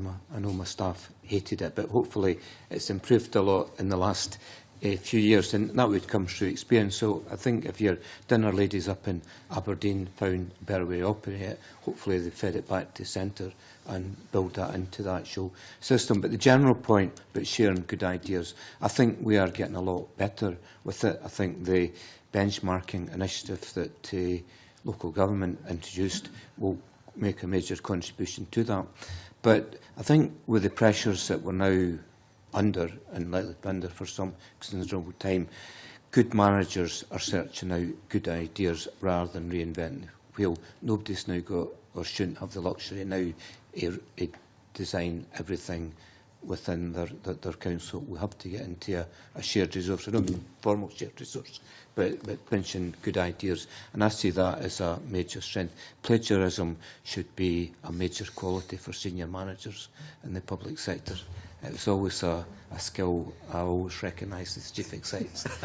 If a manager says they've developed it themselves, that's a minus. If they've said they've pinched it to somebody else and adapted it to our circumstances, they get a big pat in the back. We have to encourage that. Grand, Bill, please. Well, I can't follow that. But the committee might want to know that the two gentlemen sitting on my left were the main drivers of the whole benchmarking solace exercise, which I think is probably one of the systems that can pick up on this and deal with the issue that you've raised, Convener.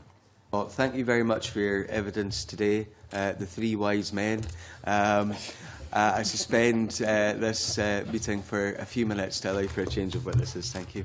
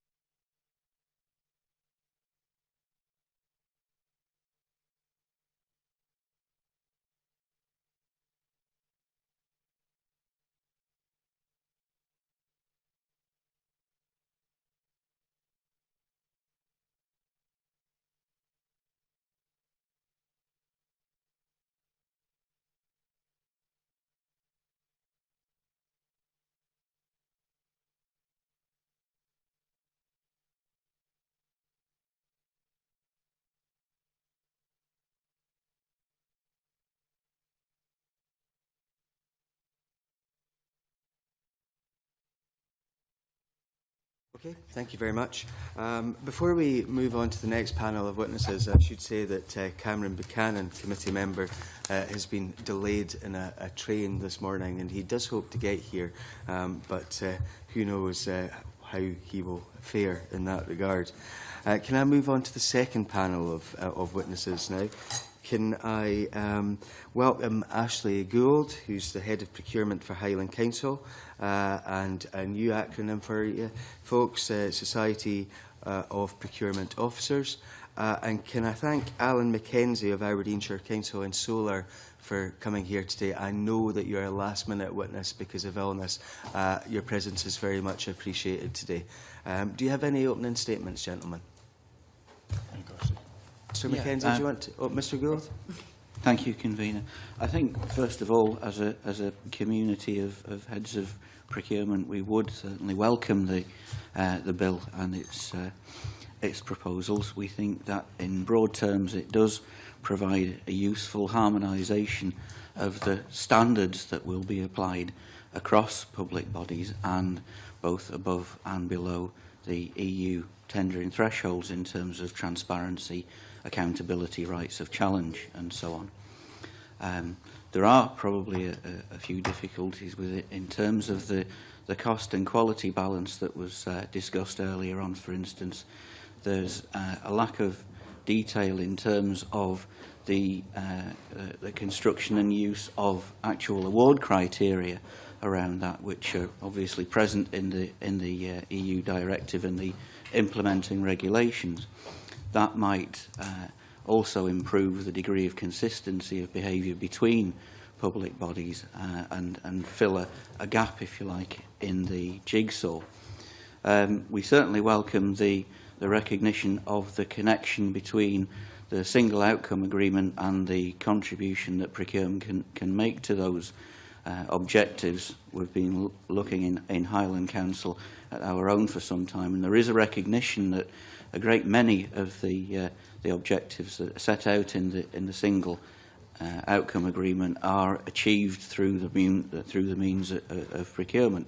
So we think that there's a real opportunity here for integrating this area of work into the more general thrust of those achievements, and thereby hopefully, as community planning partnerships or through some other devices, such as in our case the Highland Economic Forum, using procurement to its ultimate potential to achieve those outcomes. Mr. Mackenzie, have you got anything to add? Yes, just to say that Solar are also broadly supportive of the legislation. We see that it will spread best practice, create opportunities for SMEs and supported businesses and third sector bodies. I think the introduction of the publication of procurement strategies and the annual reporting obligations are definitely a good thing. You won't be surprised, me being a lawyer, that I have some concerns about the way the actual technical rules will integrate with the European rules. We might come on to some of these issues later when you're asking your questions. So I suppose my concerns are more on a practical day-to-day level, because that's what I do in my job. It is advising on the regulations to the various services, actually doing contracts on a day-to-day basis. So this directly affects what I do. Okay, let's start off with a question that you've given me about tensions. Where will the tensions lie between the European rules and what we have proposed? Well, the bulk of procurement is already regulated by the European procurement rules, because the level is 173,000. So contracts above that have to go through the EU procedure. That's already regulated, and it's only within the competence of the European bodies to actually change or alter that legislation. The Scottish Parliament can't change it in the sense of liberalising anything there, because it's quite restrictive and it is the way that it is. What you can do, and some of this does do this, is put another layer on top of that and possibly make it slightly more prescriptive, and that is within the competence of the Scottish Parliament. But what it can't do is liberalise things. And I know that some of the objectives of the legislation are to, in a sense, make it easier for, well, obviously to make it easier for SMEs and third sector bodies to get work. It's difficult to achieve that, because that involves, in a sense, the public authorities acting in a slightly more, I won't say discriminatory way, but targeting their procurements in such a way that these kind of bodies can actually apply for and get that work. Discriminatory way is an interesting term that you use there. Well, so at the moment, transparency, proportionality, these are all parts of European law. So that's already the case for above 173,000. Below that, councils will have their financial regulations that determine how they go about procuring services below those thresholds. And usually that involves getting 4 quotations to make sure they're getting best value. So they go out, but who they go out to below 173,000 is within the discretion of the authorities. So they could choose, and often do choose, to pick local suppliers to bid for that kind of work. Now, if will become the case, they now have to advertise all those opportunities on the public contracts website, then it will be open to other players to come in. The process, because you're creating new processes for these sub-threshold procurements, will have to be open and transparent. So these other providers will have to be given a fair crack of the whip. And it's possible that one of the outcomes is that fewer local businesses will actually win contracts. That's a possible consequence of an unintended consequence of trying to legislate in this area. Okay, that's interesting. A discretionary way rather than a discriminatory way maybe is the best way to describe it. I don't want to put words in your mouth. Well, Europe's only concerned, so they set the threshold at 173 because below that they think that there's no cross-border interest from other member states. So they're not really concerned with transactions below that. Generally speaking, I mean, it's not quite as strict as that, but generally speaking, they're not concerned about these lower value transactions because they don't affect trade between member states. And so we have an element of discretion at the moment, how we to cast our net when we're advertising these opportunities. And clearly, if we have to advertise them, all of them, on PCS, then these will be open to anybody to come along and bid for them. Stuart McMillan. No, thank you, Convener. I found your answer very interesting, bearing in mind the session we had beforehand and the issues regarding the social value to contracts, but also to Section 9 of the bill regarding the sustainable procurement duty. And Section 9, 1A, 1, to improve the economic, social and environmental well-being of the authorities area. With what you've said, from my reading of this particular section of the bill and what you've just said, there seems to be a bit of a contradiction there. Because my understanding of what's actually in the bill would actually deal with the point that you're actually trying to raise. Low threshold? Yes. So, third sector bodies and SMEs, I'm sure this will, so local authorities will come along when they're thinking about how they're going to divide all this work up. They will now be more minded to frame it in such a way that there will be opportunities for these kind of bodies to bid for. Mm-hmm. So they'll cut the work up into lots, maybe smaller lots with lower value, so that it's easier for these kind of organisations to apply for them. But there will be a process to go through. Now, that process to date has been relatively flexible. I won't say informal, but far more flexible because it's not prescribed. Once you sort of cascade down these rules of transparency, proportionality, effectively the process that's used for larger scale European above threshold transactions will be just pulled down to above 50,000 now, by and large. So that the sort of scary factor that these bodies have and think, how can I cope with an invitation to tender? How can I cope with a PQQ? I don't know how to fill these forms in. That's going to be a problem. Now, I know there are other ways of dealing with that through training and the other initiatives that we have, but I'm just saying that there will be a process and people will enter that process and some people will lose and they will blame the losing on the process. And in the past, it may have been that, I wouldn't say they were more favoured, but they had a better chance simply because there was more flexibility in the system. But bearing in mind the comments that Bill Howitt gave in the previous session regarding the social value and looking at they're looking at contracts at the very outset. They're looking at the works at the very outset, and the social outcomes that are to be that the local authority or the authority would actually like to see happen. Certainly for the smaller contracts. Then, I mean, from what he was saying earlier on, my impression of this is that that work it's already happening, but that with the bill, then that actually won't. It doesn't necessarily need to change.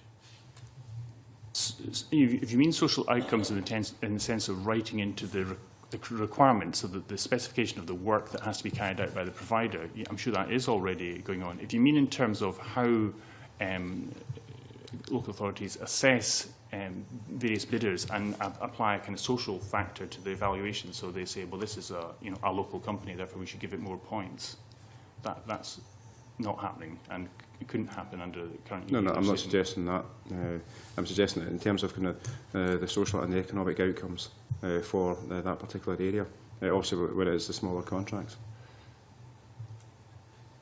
I think, if I heard you right, you give an example where there were jobs threatened because of a... But obviously it wasn't a small contract, that was a larger. Yeah, but there's TUPE legislation that would protect the jobs there. And, you know, if you get a new provider in and there are people currently doing those jobs, then most of those people should transfer over. That shouldn't have been a problem in that situation. I don't fully understand it. I mean, maybe there was going to be a massive reorganisation, so these jobs were disappearing for redundancy reasons. But if it was a straightforward, you know, new supplier comes in, the existing people who do the work already would have had to transfer it over to the new supplier. So, Bill, do you have any comments on any of the things that have been posed there?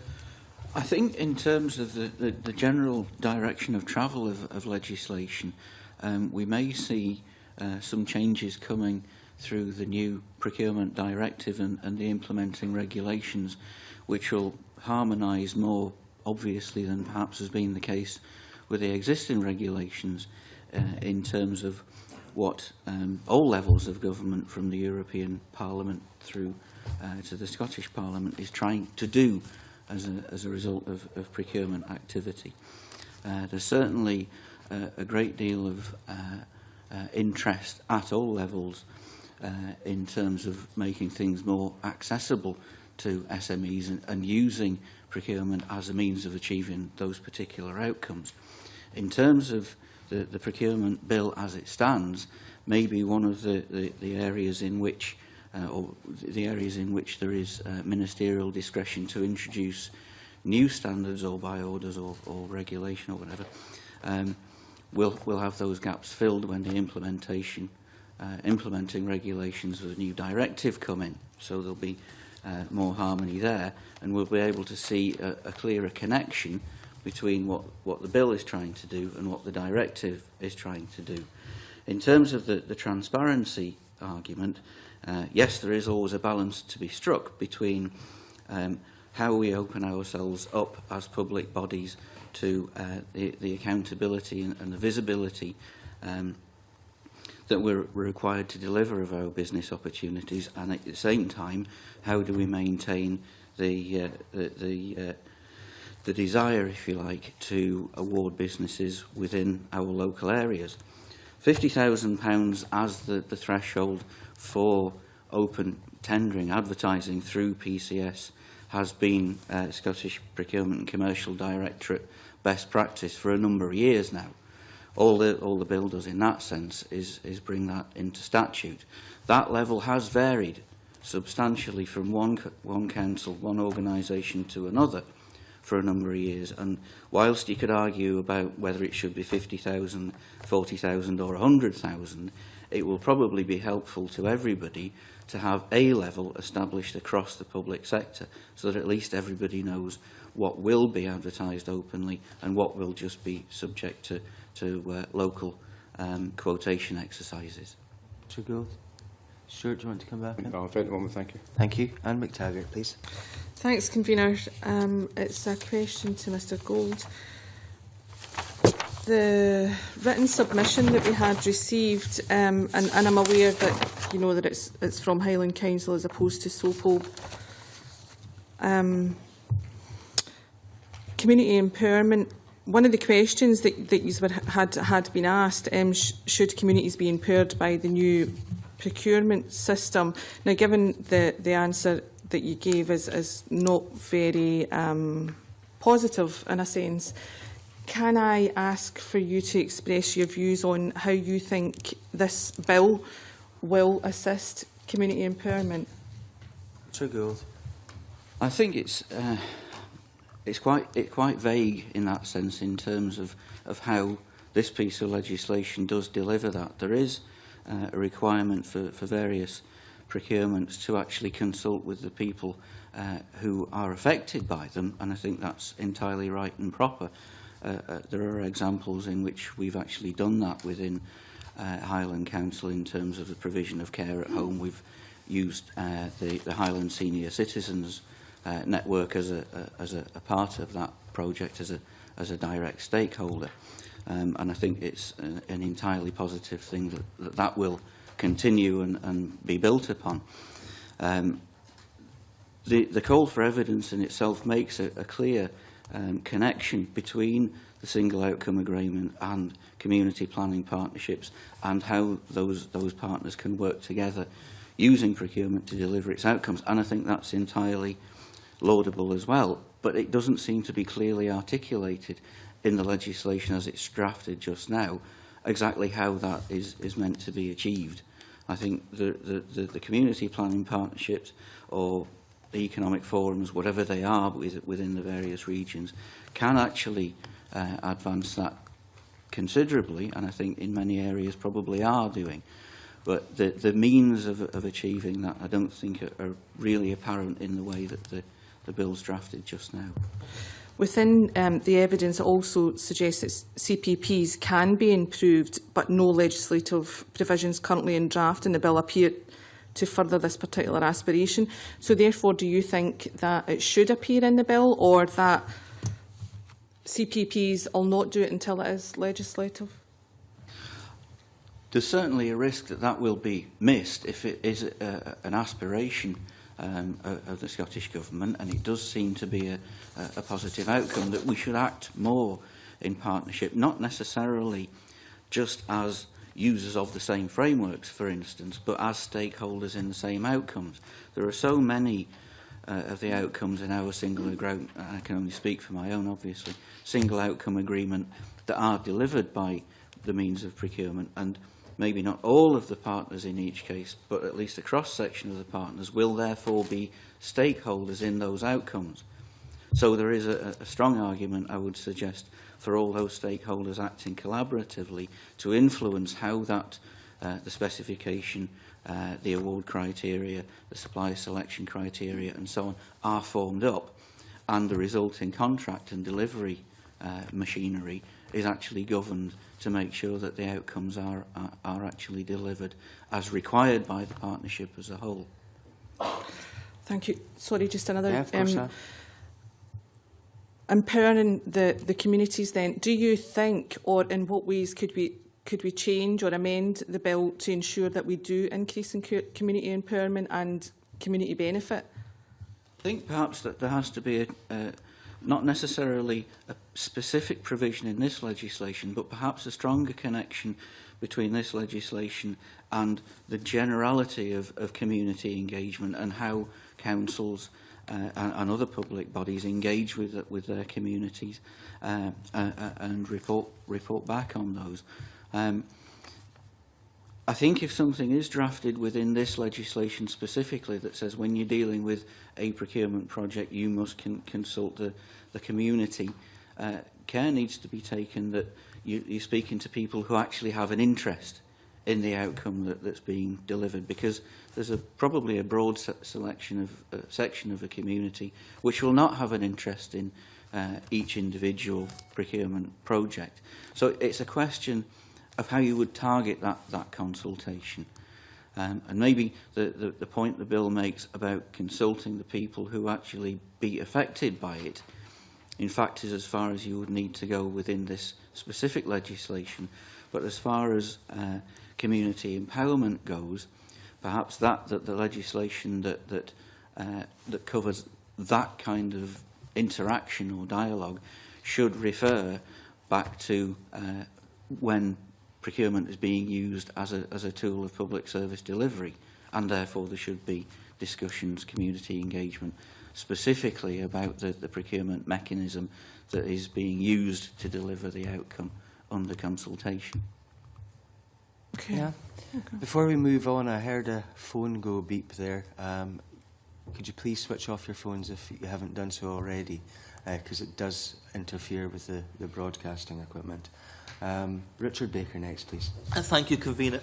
Just to come back to Mr Mackenzie's point about actually potentially becoming more difficult for small local businesses to win contracts under £173,000. I mean, are you saying that wouldn't be fully addressed by the other approaches in the bill around social outcomes, community benefit clauses and the like? Because clearly the situation you've described does, as Mr Macmillan, I think, highlighted, really fly against the whole drive of this legislation. Mr Mackenzie.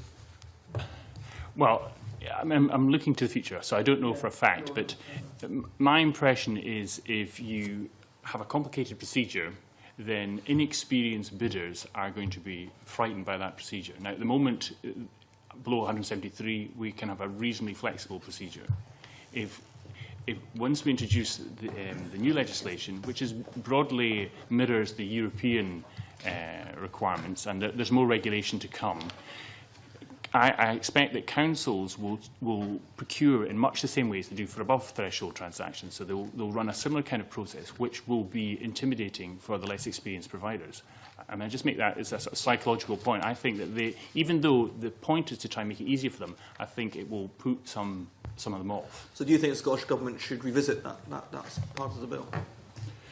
Well, I can see on the one hand you're trying to encourage best practice throughout. You know, if you wanted to, in a sense, standardise a certain approach, it's just the risk. Because I mean, Ashley will be able to speak to this more than I can because he runs procurement as a service. But I can't see how you could do it in any other way other than run a similar kind of operation that's going to be transparent. It's going to be proportionate. You know, you're going to have the same considerations in your back of your mind. So you might have a slightly cut down procedure, but it's going to be similar. Yes, I mean, clearly there will be, assuming that the £50,000 limit for advertising and the other provisions of the bill are enacted as they sit, then clearly there'll be a mirroring, if you like, above and below threshold of the need to advertise, to respond, to invite invitations and to award on a transparent basis. Those are pretty fundamental principles anyway, though.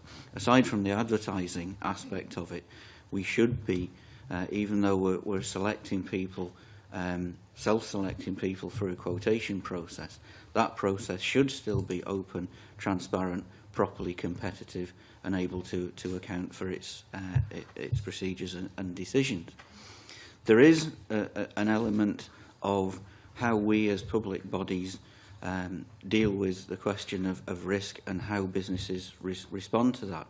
And by that, I don't mean the risk of legal challenge. I mean the risk of any given project as it is perceived, and as that risk is actually built into the various aspects of what we do. Because where we have to start, and this is where it's perhaps ignored initially, is what are the outcomes we're trying to achieve through this project, whatever the project is, and therefore what are the risks associated with it. What are the financial risk, the service risk, the legal risk, so on and so forth? How do we deal with those risks as we actually implement that project, from formulation of the specification to delivery of the contract? How do we get the balance right? And therefore, what is the minimum that we need to do in terms of managing that risk to ensure that the outcomes are delivered? That is what we deem as proportionality, the minimum that we need to do to put in the safeguards to make sure that the outcomes are delivered. And how do we make sure, as a community of public bodies, that we apply those standards proportionately, fairly, openly, and consistently across the piece? So it's a question more of practice, I think, and the approach to all the risks that we're dealing with, than it is necessarily of a purely procedural methodology that goes from the point of advertising to the point of contract award. That's what procurement has historically been perceived as, and it's a wrong perception. It's much broader than that. My final question, Convener, is, so we heard from Mr Mackenzie earlier on talking about that hopefully this will generate a new approach to social outcomes, to smaller contracts, for example, to achieve some of those ambitions in the legislation. But I mean, I think we've reflected on, and Mr Howard in particular reflected on the fact that these are approaches which can be taken by procuring authorities already. I mean, can we be confident that legislating this way will indeed change that approach, and will it lead to what Mr Lingston's called probably a mushrooming of community benefit clauses, for example, over the next 2 years? Is that something we can look forward to? Is that perhaps erring on the optimistic side, given the culture which currently pervades? Mr Mackenzie? No, I expect it will lead to more use of community benefit clauses. I think that's inevitable.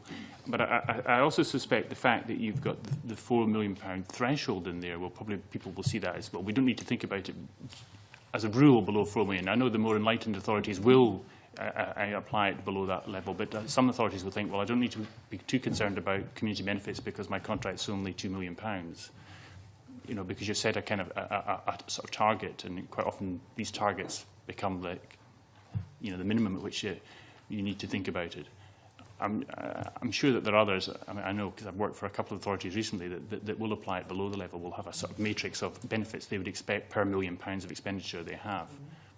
It won't just be about legislation on its own. It will still require other leadership to ensure that all authorities buy into that approach in the same way. I mean, I'm guessing, I don't know, but the £4 million figure was chosen because it's broadly in line with the works threshold for public works contracts. So your big contracts which have to be advertised is 4.3 million, I think, and it tends to be works contracts that attract community benefit clauses, you know, apprenticeships, training, that kind of thing. Thank you. John Wilson, please. Thank you, Convener. Good morning.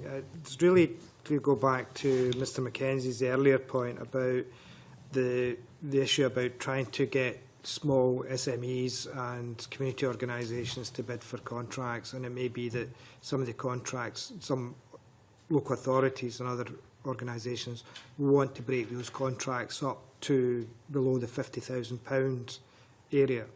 Now, would that in itself not lead directly to more administration being involved in terms of drawing up the contracts, administering the contracts, monitoring the contracts, if the local authorities were to take that approach to say, right, rather to increase the opportunity for local organisations and companies to bid, we're going to start breaking up these contracts?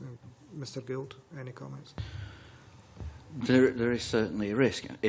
One example that immediately springs to mind, for instance, and this is a learning process about developing best practice as well, and determining on an incremental basis what the authority is trying to achieve. Just as an example, our amenity grass cutting contracts, the one before last was advertised as a homogenous single contract. There were a couple of lots within it, but we had one single provider. We then divided it up in order to try and get access to the SME community into the 8 administrative areas that Highland Council used to be made up of. And we still found that even after engagement with the business community, we didn't achieve that. When we go back out again, we will lot it up much smaller, because when we went out to speak to businesses afterwards and we asked them why they didn't bid, they said, well, it's still too big. I can't do Caithness. I can do Wick or I can do Thurso, but I can't do Caithness. So we'll learn from that. Next time we go out, we want to achieve this engagement with SMEs. So exactly how we lot it up, whether it's by planning and settlement division or associated school group area or whatever it is, don't know yet. But we'll find a way in terms of working within the regulations, because this is all achievable within the regulations as they stand even now, of lotting these contracts up to give the maximum penetration into the SME community.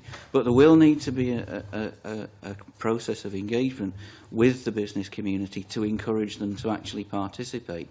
That is a real and ongoing difficulty, actually getting them to respond to these opportunities that we do put out on that basis. But on that point, Mr Gould, you said that one contract was let out previously, you then broke that up into 8 contracts, you're now thinking about dividing that up even further. what's the additional costs to the authority for actually doing that? Because that doesn't come without cost, I assume, in terms of how you break these contracts up. That's correct. We haven't quantified it, but there will undoubtedly be an additional administrative burden in managing, say, 25 contractors as opposed to one. We will still have to monitor the service, however, where it is delivered. So in that sense, if you're monitoring the provision of a service across an area like Highland, you still have to carry out an inspection of a service in Fort William. You still have to carry out the same inspection of the service in Wick to ensure that the service users are getting the same standard of service. So in that sense, whether you're dealing with one contractor or 25 doesn't make any difference. There may be a burden in terms of the relationship, managing those relationships between them, and perhaps holding one to task for a service delivery failure. That might be slightly more difficult than asking the same contractor to provide explanations and improve for any failures in specific areas. But in terms of the actual inspection regime, it will probably be broadly the same. Except in terms of the inspection regime, it might be broadly the same, but in terms of the administration of the contracts, then part of the issue about procurement is about, and we'll work around the words best value. If you are procuring services to reduce costs, and that's the goal of the authorities, to reduce costs, if you increase costs in terms of the administration and delivery of those contracts, then how does that get measured against the actual delivery of the contract? Because it's fine to say we will let out a contract, say for example, for £250,000, but it's going to cost you more to actually administer that contract than it previously did under the single contract. How does that get measured in terms of the value of that contract to the local authority? Or does that get eaten up within the administration costs of the local authority and therefore doesn't count towards the actual delivery of the contract? Mr. Gould. In terms of the measurement of our own costs, no, that hasn't historically been anticipated or measured as part of the total cost of acquisition, if you like, and that's. Do you mean the procurement service? The contracting authorities. Okay. Administrative costs. Apologies.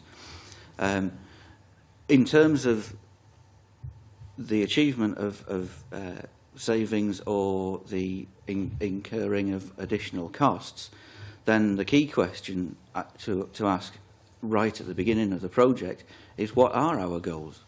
Are we actually aiming to reduce our costs through the medium of this contract? Is that one of the goals, or is it something else, or is it a balance of these things? And it's a question of how you actually look at all of the things that you're trying to achieve through the medium of the contract, and trying to understand the implications of those right at the beginning.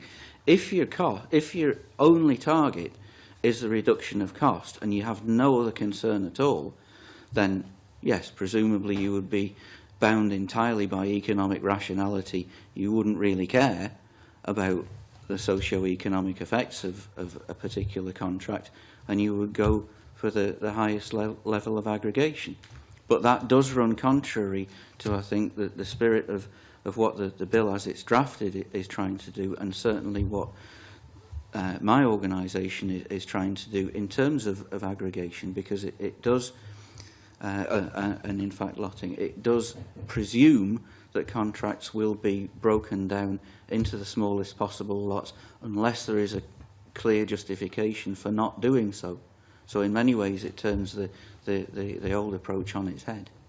It turns the approach on its head, Mr Gould, but the approach on its head, the reason I understood that we went for, the local authorities and other agencies went for procurement, was to try and reduce and get best value for the services that are being delivered.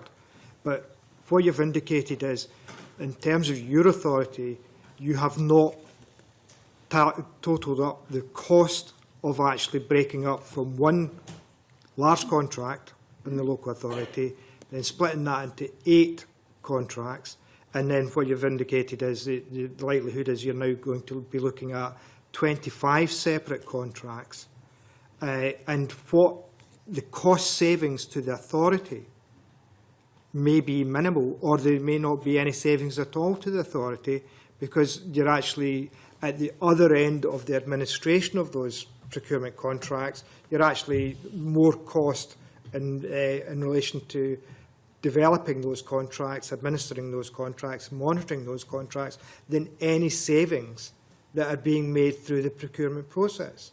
So from moving from one large contract, which was, I don't know what the value of that one large contract would have been, to 25 individual contracts, I'm assuming that you would expect to make some savings in the delivery of that contract, but the other side of that is you're actually additional costs in terms of the administration and monitoring and delivery of those 25 contracts would be greater than delivering and monitoring one contract across the local authority area. I should say immediately 25 is an entirely hypothetical number. I don't know what it will be, but whatever the number is. We haven't historically measured the administrative cost of a lot of the effect of the lotting strategies that we have implemented in the past. Given the tightness of our own resources going into the next few years and the budgetary constraints that we will be bound by, then the administrative cost is something that we will undoubtedly need to be a lot more clear about and balance, if you like, in terms of the approaches that we have to achieving cashable savings through the delivery of a lower price contract against the cost of actually taking one view of how a service should be delivered as opposed to another. Do you know if any local authority in the UK through SOPA that has done that work in relation to calculating the real value to a local authority of letting out a procurement contract with the additional costs that may be associated with the contract being put out to tender? In terms of internal administrative costs, no, I'm not aware of that. Right. Thank you very much indeed. Okay, thank you. Anne, did you have a wee It's okay, it's been supplementary there? answered. Thanks, Okay. Convener. Mark MacDonald, please. Yes, Convener, it's just one question which may lead to a supplementary depending on how it's answered. But the first panel of witnesses, I posed the question of whether the appropriate balance was being struck in procurement and not just looking at it in a monetary context, but also looking at, for example, quality. And the response from the panel was that while on paper quality is factored into procurement decisions, it is still, to their view, being driven too much by the monetary consideration. Is that a view that you would accept? Mr Mackenzie first, please. So we make a judgment when we're setting out the strategy about the balance between quality and price, because most transactions, most procurements are judged on the most economically advantageous grounds rather than just the lowest cost. It's very rare that it's simply lowest cost. There's usually a quality factor built in. And how you set that balance is determined by the type of thing that you're buying. So if you're buying widgets, it'll be mostly price because you'll set a minimum standard for the widget that you want. The quality element will be pretty marginal and it will be largely down to price. If you're buying professional services, the price might be less of a consideration and you'll be focused far more on the quality. So it might be a 70-30 split, 70 quality, 30 price. You have that discretion just now. There's not going to be anything new there. We can apply as much quality, give as much importance to quality as we want. It has to have some sort of economic catch, because you could just ignore price altogether and people would charge you an absolute fortune because you just keep paying for price. But you've got to set some sort of parameter, but you can focus and attach the weightings the way that you determine according to the strategy for the procurement. Mr Gould? Yes, I'd agree entirely with that. We have a huge range of balances between cost and quality. If we're dealing with something which is defined very, very closely by British standard or some other technical standard, and which will not vary from one manufacturer to another, then the vast majority of weight will be on cost. If we're dealing with something which is highly risky, on which the council has a huge reliance on a given contractor, and which is essential to the delivery of public services, then we will ensure that there is a very high balance towards the qualitative aspects of the evaluation. I have to say, Convener, I don't recall in all my time in local government ever seeing a contract being let where the quality was of 70 and the price was of 30, but I take the point that that discretion is there. How do you see the issues around community social benefit as outlined within the bill being factored into future procurement weightings, procurement decisions? Mr Gould? Well, as an example, in terms of what you were just saying, our roads weather forecasting contract is 80% quality and 20% cost, because it's absolutely vital that we send the gritters out in the right place at the right time. So in many ways, as long as we can afford the service, you know, quality is absolutely paramount. It has to be delivered, so that's the weighting that quality was given in that sense. In terms of community benefits, it's more a question of the goals and the specification that you use to describe your objectives that will give rise to the right balance between cost and quality. Quality in itself, as broadly taken, won't necessarily deliver community benefits. That has to be built in as a specific deliverable at commencement when the requirement and the specification are being formed up, and from that you can determine what questions you want to ask the potential bidders and how much weighting you'll afford to those particular questions. Mr Mackenzie? Yeah, I completely agree. You have to build community benefits into the specification. If they're not in the specification, then you shouldn't be scoring them in the evaluation, because you can't capture them. They could say, yes, I'm going to give you 100 trainees, and if it's not in the specification, they don't have to do it. So it's vital that it's a contractual term. So when you're planning the procurement, you say, we expect you to deliver so many training, whatever, or maybe they populate that area. They say we can deliver, 5 apprenticeships, and that you capture that, and then you can score it. But if you haven't actually specified it at the outset, you can't judge it at all. How tightly would you expect community benefit to be defined, either legislatively or in guidance? I mean, obviously you both represent quite rural authorities, and the view was expressed on this morning's the first panel this morning that community benefit in an urban community may differ greatly from that in a rural community. So how do you see it being, that community benefit being communicated, as it were, to ensure that it's not just a token consideration for authorities, but at the same time it's maybe not so prescriptive as to make it difficult for different authorities to apply it? Mr Gould first, please.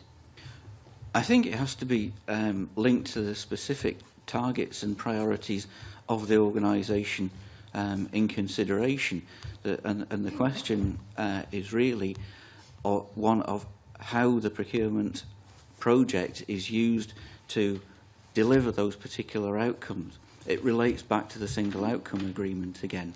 If these are the priorities that the organisation wishes to deliver, then these are the sets of procurement-based projects that it expects to be awarding over the next year, 3 years, 5 years. What are the links between the two? Can we establish in actual fact a link between the delivery of this contract and the achievement of those particular outcomes? If we can, then that's potentially what community benefits means to that particular authority. But it's that, I think it's that link that's important to establish, and if you're going to legislate for community benefits, it needs to be defined loosely enough, if you like, to be able to encapsulate the particular aims and priorities of the organisation in hand, because they will vary enormously, as you say, from one council area to another. Mr Mackenzie?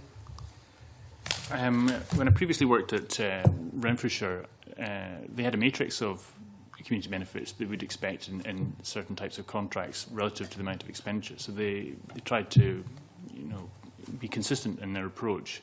I know that Aberdeenshire also require community benefits. I'm not so sure that it's as rigidly, defined as that, but I think each council is going to be different for the very reason that you suggested. There's a difference between an urban council and a rural council, what they can practically achieve.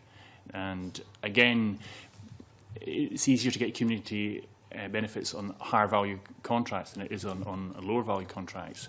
If you're issuing lots of lower value ones, then it might be more difficult to, although that in itself is a community benefit, getting SMEs involved, but the extra, the traineeships, the apprenticeships, it might be harder if you're only getting £100,000. How can you afford to take on a trainee who's going to be an apprentice you're going to employ for the next 5 years? How do you build that in? Do you take the risk, unless it's just part of your normal business as usual planning anyway? Okay. Can I thank you very much for your evidence today, gentlemen, and can I suspend the meeting until 10 to 12 for a change of witnesses? Thank you.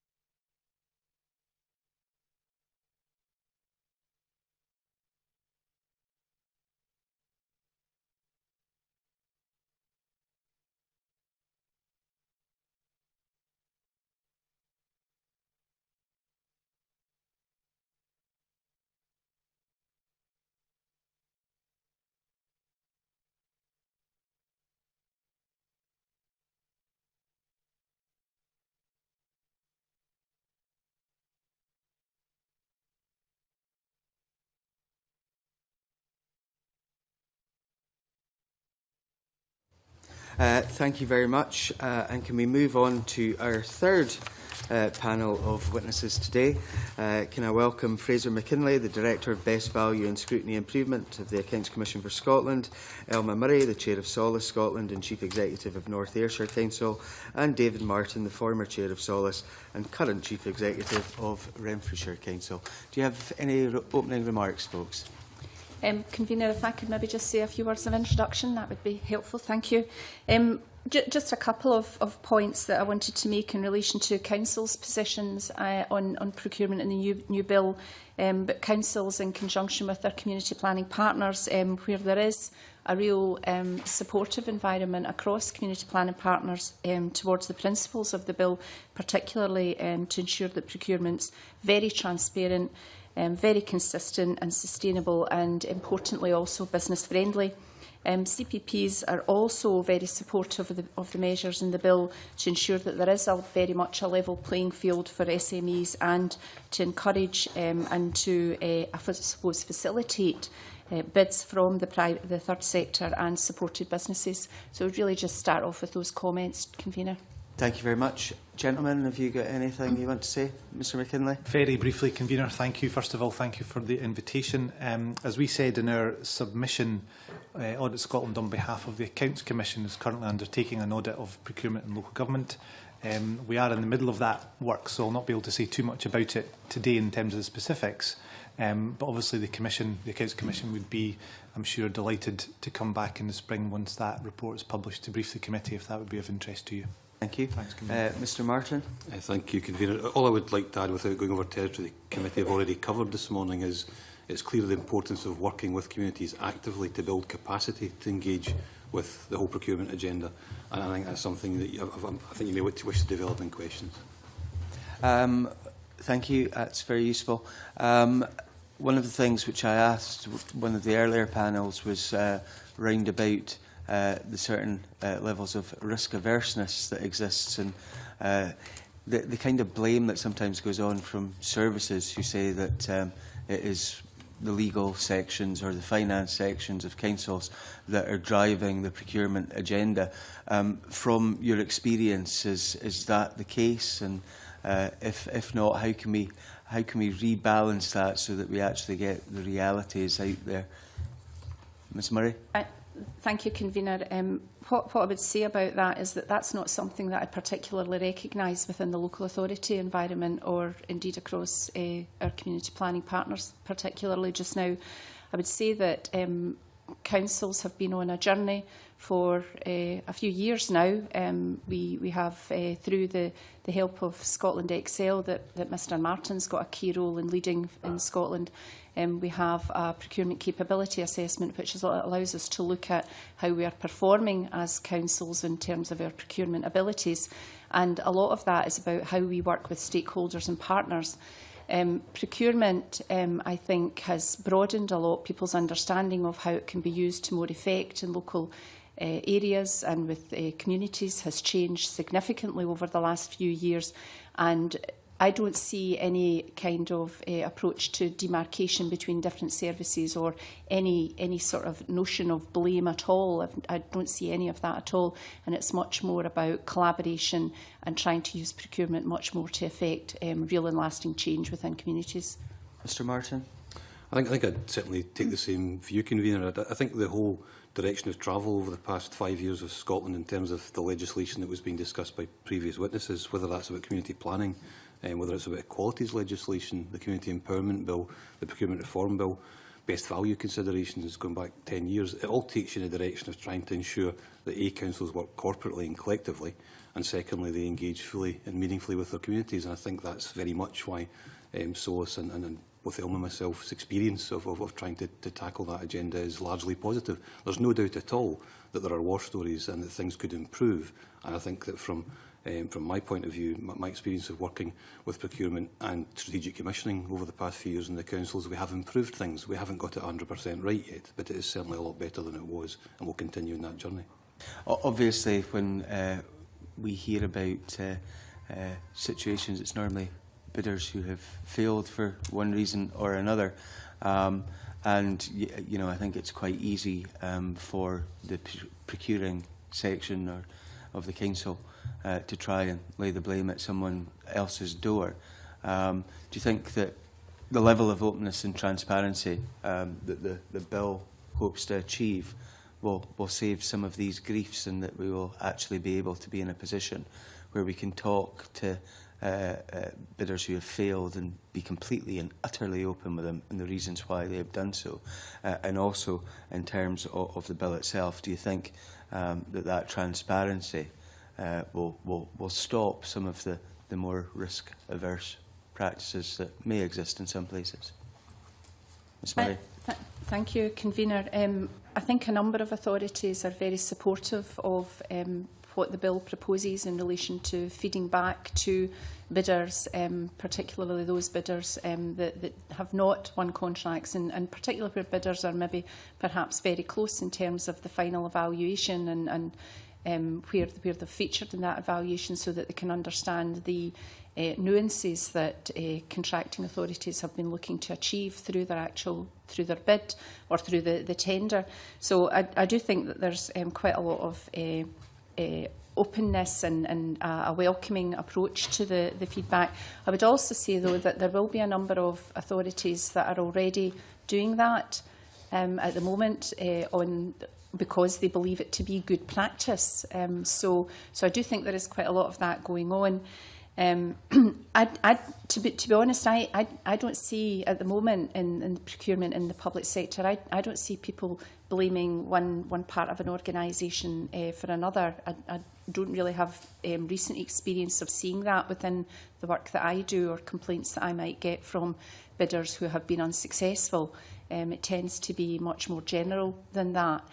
The other point, Convener, if I may, I just wanted to raise the issue about being risk averse, and I think the way we would tend to talk about this now in the public sector is about being risk aware and understanding what the risks are and what we're doing to mitigate and to manage those risks. And any time you do something different or new or take a different step, then there's always a degree of risk associated with that. But as long as we're aware of that and we make sure that we've got plans in place to manage that risk throughout the whole procurement process, then I think that basically we're in the right direction. Mr Martin.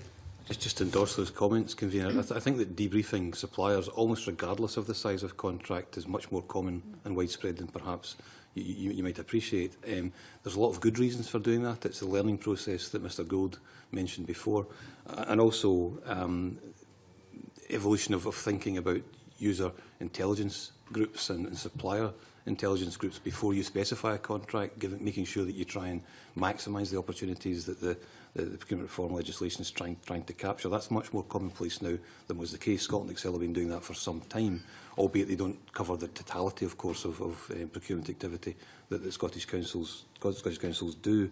The other point, just if I may, just to make, is the fact that previous witnesses have indicated that all councils have, and have had for many years indeed, are required to have standing orders relating to contracts, and that most of those are good practice, if not best practice, these days. That might not have been the case in the historic past, but certainly it would be commonplace, I think, in Scottish local authorities, certainly in mine and Elma's, that you would actively seek out dialogue, both before you dealt with any contracting or advertising, and after any letting of award, to make sure that next time you evolve the contract or the next set of contracts, you learn from that process. That's about taking a strategic approach to procurement, and I think what the legislation is doing is wrapping around that and effectively enshrining that in law, and I think that's to be welcomed. Mr McKinlay. Just briefly, Convener, thank you. I think at the heart of this there is a potential inherent tension in all of this, and in the bill under the general duties, where it makes it very clear that relevant operators must be treated equally and without discrimination in a transparent, proportionate manner. And then this next one is about complying with the sustainable procurement duty, which is described over the page. And then it says the contracting authority must not do anything in pursuance of the sustainable procurement duty that would conflict with its duty under subsection 1, which is the one about equality and avoiding discrimination and other things. Those two things are not necessarily always easily squared off, I think, and in particular if you happen to be on the losing side, if you want to use that phrase, in a bidding process, you know, one person's supporting of sustainability may be another person's lack of fairness. So I do think there is something that needs to be worked through. I'm not saying that's a problem. I think that's just the way of it, and I think actually having a bill that sets that out more clearly is probably helpful. I think you were here earlier for Mr Mackenzie's evidence, and I paraphrase here, but he said something along the lines of at the moment they can be a little bit discriminatory in terms of awarding contracts. I tried to see if he would move towards discretionary. Do you think under the current system we are seeing some levels of discrimination in terms of the awarding of smaller contracts? We don't have any evidence of that, convener, and obviously if anything were to come across it, then come across our table, we would obviously look at that seriously. But there are obviously lots of examples of people who are not happy because they've lost out, and I think it's important that those claims are taken seriously and considered seriously. I think what this should help with, and I think to take the point from colleagues from Solace, is engagement has to be at the heart of all of this. I think in a sense the procurement element should be viewed as part of a system of public service design and delivery that's designed to improve outcomes for local communities, and procurement can play an important part of that, but it isn't the thing in itself that's going to fix it. There's a perception amongst some folk out there that you, the auditors, are only looking at the monetary value of a contract and not necessarily taking into account quality or community benefit or various other things. How would you respond to any accusation that you may have about that? Heaven forbid, convener, that anyone would think that about auditors. I mean, it's interesting, there was a conversation this morning about best value, and actually best value is very clearly described and defined in, as you'll know as well as I do, the Local Government Scotland Act 2003. And that's our starting point. So when we look at best value, we do absolutely look at a balance of cost and quality and time and all those other things. So I would hope we don't just take a very narrow view. I'm confident that we don't do that. I think what we will do, and we have been and will continue to be challenging around councils in this context being clear about what the objective of the procurement exercise is. And if you do choose not to take the lowest bidder, then people need to understand why that's the case. If you are choosing to, as we heard earlier from Ashley Gould, change a process of contracting from one big contract to lots of small contracts, again, we would want to see the evidence of the thinking as to why that's a good idea, and presumably there's an argument there about the value of supporting fragile communities in that context in the Highlands. But again, I think what we'd be asking for is the evidence that the council has gone through in terms of its decision-making process and designing the policy that would explain to us and give us confidence that it wasn't all thought about after the event. Including having a look at their standing orders and making sure that... Absolutely. Supplementary from Mark MacDonald here. Yeah, just to Mr McKinley, you say you make the point that best value is very clearly defined. Do you think it's very clearly understood, both at officer and elected member level? Is indeed a different question, Mr MacDonald, and it's variable, I guess. I mean, I think I would absolutely argue that it's been, as David said, it's been in since 2003, I think, and indeed the concept was around a good bit before that. So I absolutely believe, and I would argue, wouldn't I, that the best value audit has helped this over the years. But I absolutely think that there is a pretty sound understanding of what best value is across local authorities. I think what tends to happen is, particularly when you get into issues of procurement, I think that's where there can be confusion and people use the term best value when they mean cheapest.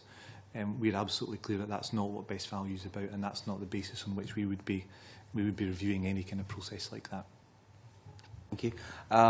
We've heard a lot this morning about risk, and obviously there are opportunities here. Do you think that there are real opportunities in terms of this bill and its proposals? And are there any other opportunities that you think could and should be taken that are currently not in the proposed bill? Mr Martin? I think the question that was being discussed earlier, convener, was that of risk appetite for local authorities, and since 2008 I would suggest that the willingness of local authorities to take appropriate, proportionate risk, always with an eye on the auditors, has increased significantly. I think there's been an inevitability about that because of the financial circumstances that councils and other public sector bodies have been facing. I think that's led us to be more innovative and creative in the way we go about delivering services generally.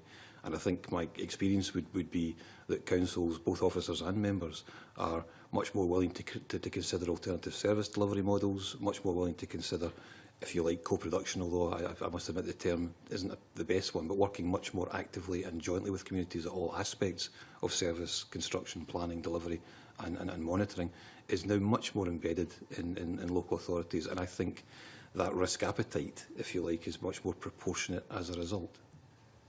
Ms Murray.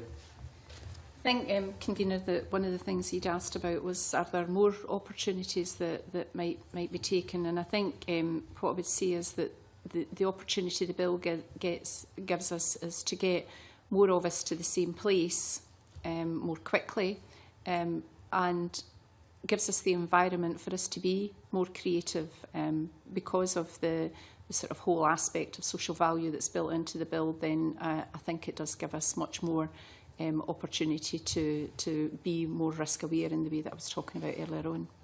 Do you think in terms of after implementation of this bill, if it's passed, that this committee should revisit to make sure that best practice is being exported right across the country? I think a lot of us would probably welcome that, Convener. Thank you. Mr McKinlay. It seems to me that one of the opportunities in this, Convener, is to think about how procurement, as has been mentioned, is embedded in the delivery of improved public services and outcomes. I think it needs to be seen in that context, and therefore needs to be seen alongside the Community Empowerment Renewal Bill, health and social care integration, and lots of other things that are going on. So I think there is a bit of a risk that the Procurement Reform Bill is seen in isolation of those other things, and it seems to me it needs to be seen very much part of that, of a wider public service reform agenda, if the ambition of the reform is going to succeed. Focusing purely on the procurement function, it seems to me, ain't going to do that in its own right. It needs to be seen as part of a much bigger system of improving public services and public service reform. Thank you. Anne McTaggart, please. Yeah, and just following on from that point, I entirely agree with what you've said, dear Mr McKinlay. It has to be seen in the larger holistic context of the other bills that are coming through Parliament just now. But one of my questions that I wanted to ask you was about community groups, the support for community groups and voluntary organisations and SMEs within the procurement bill itself. Now, you mentioned in some of your evidence that you were aware of some of the practice that was ongoing throughout some of the local authorities. However, you were not in best position to comment of their effectiveness. Can you comment on a best example that you have seen? Mr McKinlay. I'm afraid not today, Ms McTaggart, mainly because I'm not close enough to the detail of what the team have been doing on the audit, if I'm absolutely honest. I think what that probably should say is that we're not able to comment on their effectiveness yet, because we're in the middle of doing the work. But I would hope that when we do the audit report in the springtime, that's one of the things we would want to look at. I think what I would take as good news from that is that there are examples out there of supplier development programmes and local authorities working to help support a market locally, and that is a good thing. But I'm afraid I'm not in a position today to say much more than that. It's something we can come back to if we decide to go along the route of post-legislative scrutiny. Thank you for that, Mr McKinlay, and I welcome your positive stance on that. But given, could I ask the other two members then, sorry, Convener, can you give any examples of best practice in supporting community groups and voluntary organisations within the procurement bill? Ms Murray. I think our evidence to you does touch on a couple, both from David Martin's authority and my own, but more generally, before I go into the one in relation to North Ayrshire, more generally I would say that a number of authorities, if not all of them, will be having regular sort of meet the buyer type events where we get SMEs in, and they meet with various service managers that are involved in contracting, but also our procurement team, and we explain to them the process that we go through and how procurement happens and what the stages are, and check to see what support they need to put them in the best possible position so that they can procure or tender effectively. We also do work with communities quite often to build the capacity of communities as well, and I think you heard some evidence from the previous session which said that not all communities want to engage in this way. So it's again, it's a balance, and it's about working out where communities do want to do this. But maybe going on to talk maybe about the example, a couple of examples in North Ayrshire. We work very hard with the Ayrshire Community Trust, which takes the lead role for the third sector within Ayrshire, across Ayrshire, not just in North Ayrshire. And what we've been doing with them is getting them to lead in a lot of the community activity, and we support them to do that. Now, sometimes that's as part of a piece of commissioning that we've done, and sometimes it's because that's part of their core role, and they just get on and do that. The specific example that's quoted in our written evidence to you is something called Partners for Change, which we've been working through over the last year or so, and it's not actually led by our senior procurement manager.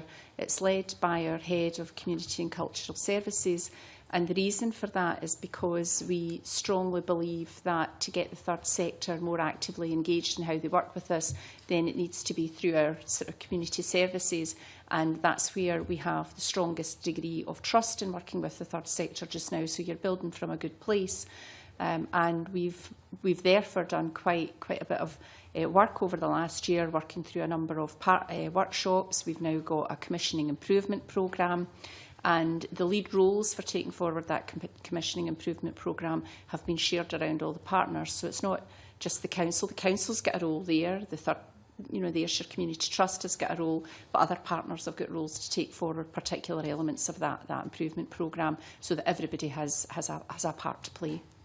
Mr. Martin. Thank you. Thank you, Convener. I think that one of the things that certainly strikes me is that, and you made the point in urban and rural communities earlier in your evidence session, that different communities are motivated by different things. So for example, the Paisley Development Trust is interested in the restoration of historic buildings and therefore wants to get involved in works contracts. Remshire carers may wish, and indeed do, and are actively involved in learning disability services or a commissioning approach for older people's services. So different communities take different communities of interest forward, and therefore I think there's perhaps a slightly different approach is required, and the flexibility that was mentioned earlier that the legislation needs to permit, needs to recognise that. Having said that, I mentioned community capacity building earlier, and one of the approaches we've tried to take, and it's not without risk, Convener, is to commission our single interface organisation, which is called Engage Renfrewshire. We've agreed to pay over £1 million over 3 years in order to allow them to help us deliver the community plan and the single outcome agreement. And that ranges from everything from running our public services panels, so that if you like, some level of community inspection and involvement is about feedback about services. Not everyone wants to get involved in the delivery of them, all the way through to actually building capacity in communities through community learning and development, providing support services to small, very sometimes micro businesses in the third sector. And that's a bit of a leap of faith, but we think it's the right approach to try and build the kind of capacity that the committee have mentioned this morning. It does have rigour too, because ultimately that's following the public pound and making sure that that significant amount of resource does in fact deliver the outcomes that we're involved in. So it's not a hit and hope, to use golfing parlance. It is actually quite a progressive but also programmed approach to trying to build community capacity. One of the things in terms of this legislation that we hope will come out of that is that community businesses, third sector organisations, development trusts are much less phased about the bureaucracy of procurement. They're much better able to engage with it, and that's a tangible outcome we hope to be able to demonstrate in time. Thank you. Thanks. Okay.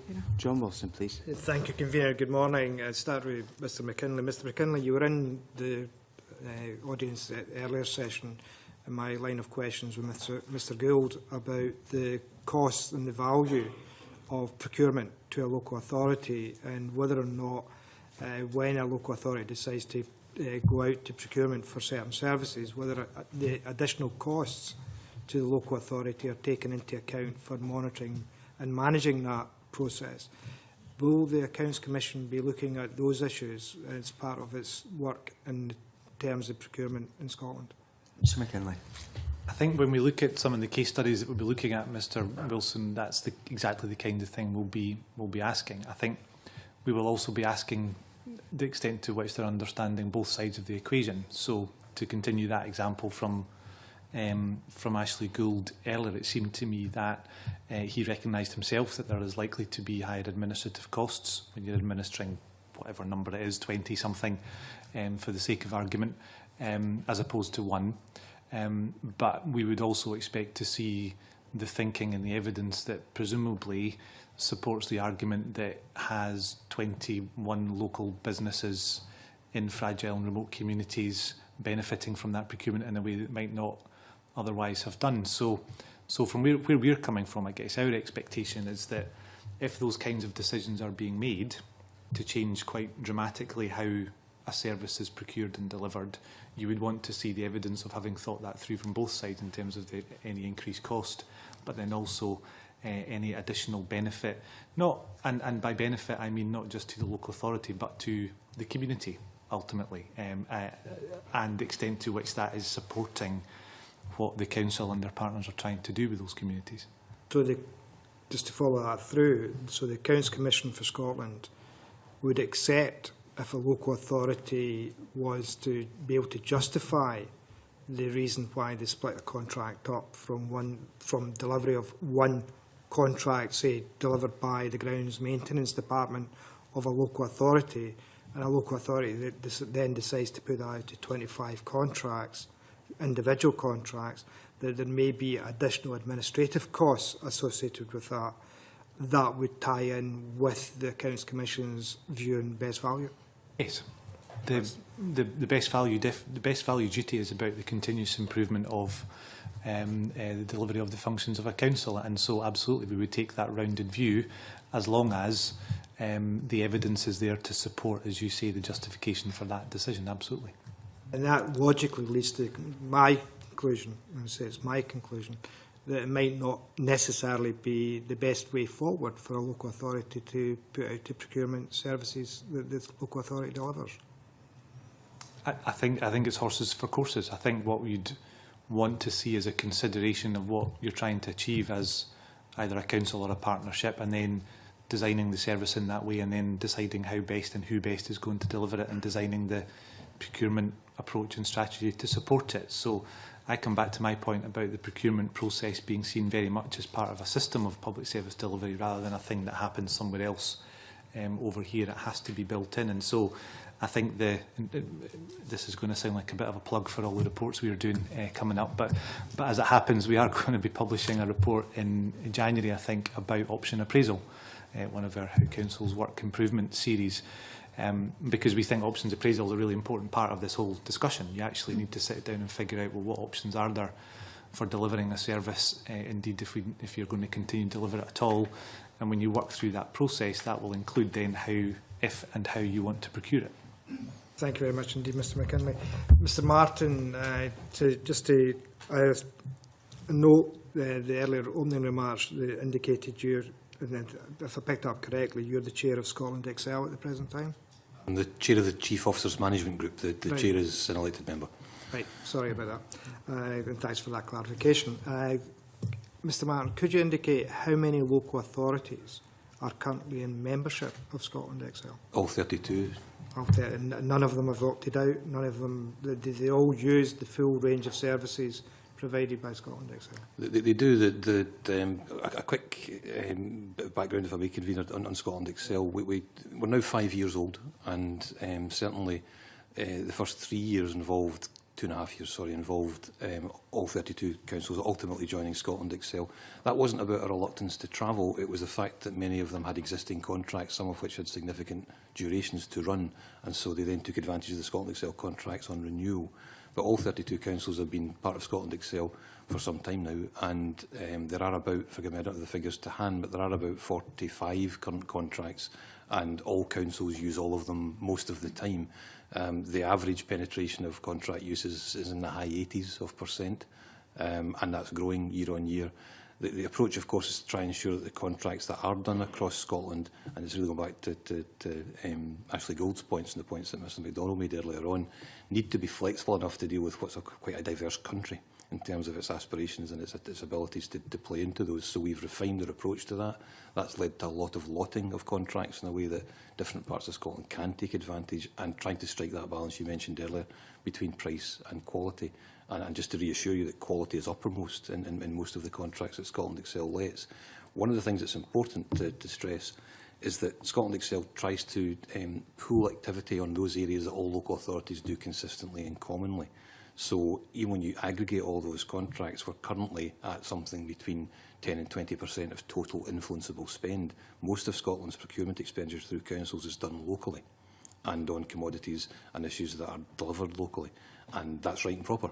So there is a hierarchy of an approach here, and what we're trying to do in Scotland Excel is make sure that we maximise sustainable procurement and community benefits in the way that the committee has heard this morning for those contracts where there's significant chunks of spend. And actually, you've often got more of an opportunity to try and crystallise community benefits in those bigger contracts than you do in some of the smaller ones that was mentioned earlier.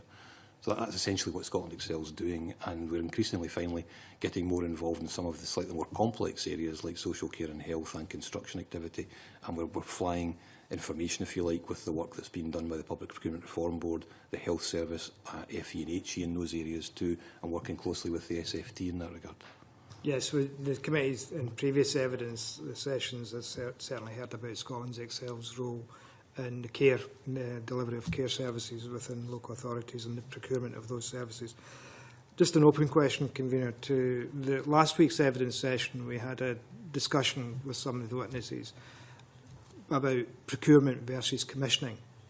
And I know that it may be discussing semantics in terms of whether or not commissioning something as a local authority versus procuring it.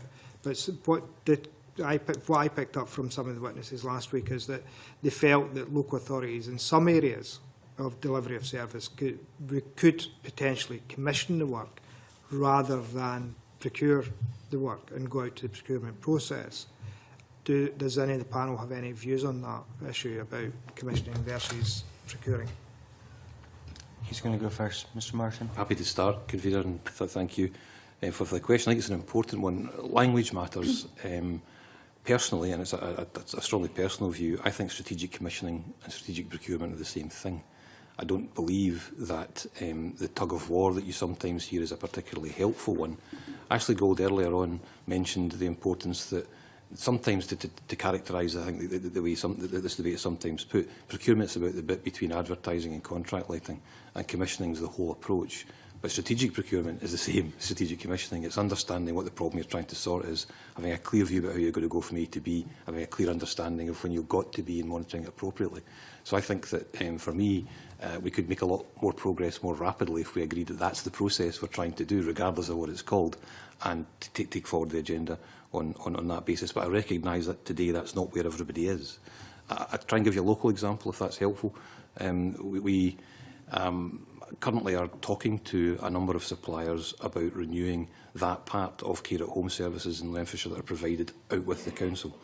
And the dialogue this time round wasn't the way it was 5 years ago, and I'd be the first to acknowledge that, was about how do we actually tackle the high quality and managing effective risk services that care and home have to address. How do we tackle a number of other issues like the living wage? How do we tackle a number of other issues about inappropriate use of 0 hours contracts? And let's have a detailed conversation with the suppliers about what we would need to do in terms of commissioning those services or strategically procuring those services to achieve all of those goals. Now, we've not bottomed out that discussion yet, but I'm confident that what we will end up with is a far greater penetration of those kinds of issues, the living wage and appropriate contracting terms for employees, for people who don't work for the council as a result of our strategic commissioning activity. And it's about working closely with the market, trying to influence the market. What the market's telling us is if you were to bundle the contracts in a certain way, if you were to give us a greater sense of length and duration of those contracts, we might actually be able to support those issues as well as giving you good quality care at home services. If you take that approach across the range of services that we're involved in, we'll achieve the spirit of the Procurement Reform Bill. 2 more folk who want to ask questions, and I want to get them in, so your answers for Mr Wilson's question. Could you keep them brief, Ms Murray? Yes. If you don't mind, Convener, I think David Martin's answered the question very well. Does he? Fraser, do you want to come in? I absolutely agree with David's position. Yeah. Okay, grand stuff. Stuart McMillan, please. Thank you. Also, we heard the example earlier on, I think it was in the first session, regarding the estimated 40% of contracts are within a local authority area. We heard that, I think it was in the first panel. Do Solus have any kind of tables of basically, of all 32 local authorities in terms of what the percentage actually is of the contracts that are actually given within their individual local authority boundaries? Is that information available? Try and help with that, Convener. Scotland Excel do for those contracts that are managed underneath that particular ambit, because the data is supplied by all 32 local authorities. But as I mentioned, the majority of spend is actually done locally, so that would be much harder to get a hold of. One of the things to say very briefly, Convener, is that it depends where you are. We're part of the Glasgow City region, and actually North Lanarkshire Council and Glasgow City Council, because of their scale and size, spend more money with most of our businesses than we do, because it's a city region. So I think it's important to get a degree of granularity to this. It's not simply what goes on in a local authority area. Sometimes that's an administrative fiction for the purposes of the economy. But that information is available across the range of contracts, the 43 or so contracts that I mentioned, and we'd be happy to try and provide that to the committee if it would be helpful. That would be useful. Thank you. Thank you. Obviously, with this bill, the bill going through the parliamentary process here, and it's estimated that also with the EU situation that there might be a process for up to a duration of about 2 years to kind of bring the basic EU regulations into law here as well. Do you think that would actually will actually adversely affect the full implementation of this procurement legislation, or do you think there will be a very little effect? Let's have a stab at that, Mr. I don't believe it need affect the implementation. There's nothing stopping guidance being issued while the legislation is being introduced in stages. No. Okay, and one final brief question. We'd heard earlier on as well regarding just the thresholds and the example that Mr Howitt gave in terms of he would prefer to have a percentage as compared to the 50,000, etc. Do you think that the percentage way forward would actually benefit? A percentage compared to the 4 million? Yes, sorry. Do you think the percentage actually would be more beneficial for the smaller local authorities across Scotland, or do you think that the figures that are in the bill are actually a good starting point to then build upon? Any views on that? I think the 4 million is a starting point, Mr McMillan. However, I do think there needs to be more recognition given to the diversity of Scotland and the size of contracting authorities, and you've obviously discussed that quite extensively today already. So I think giving a bit more flexibility to the contracting authorities would be helpful, and if a percentage is a way of doing that, then I think that would be good for local authorities. Mr McKinlay. Very briefly, I'll do the audit thing and not comment on the specifics of the number. But in terms of the general, I think it seems to me that there's a risk, and we talked about language, the committee have talked about language a lot today. I think there's a thing about community benefit with a capital C and a capital B, which is what the bill's talking about, and you can have a discussion, and I agree. I think there needs to be a degree of flexibility that recognises the diversity of different communities. I think most people, though, lay people would say, well, there should be some benefit to the community from procurement with a small b and a small c. And I think if there is going to be a specific threshold around community benefit clauses, we just need to manage the risk that then, therefore, people think, well, in that case, there doesn't need to be any community benefit for anything else. So that would be my one note of caution, I think, and the discussion about whether it's a number or proportion, I think, it will be usefully explored as the bill progresses. Mr Martin, do you have a view? I agree with both those points, Convener. I think that flexibility is quite important. The community benefit often is more easily realised with higher value contracts. I think community engagement and active involvement paradoxically might be best at the lower end, and it's just important we don't have an unintended consequence of perhaps setting either a proportion, a percentage, or a threshold, and take the eye off the ball in terms of some of the micro contracts that actually get communities started in involving themselves in procurement activity. Finally on my list, Mark MacDonald, please. very helpful to you, Convener, because that last question by Stuart McMillan was the question I intended to ask. Oh, well, there we go. In which case, can I thank you very much for your evidence today and suspend the meeting, and we move into private session now. Thank you.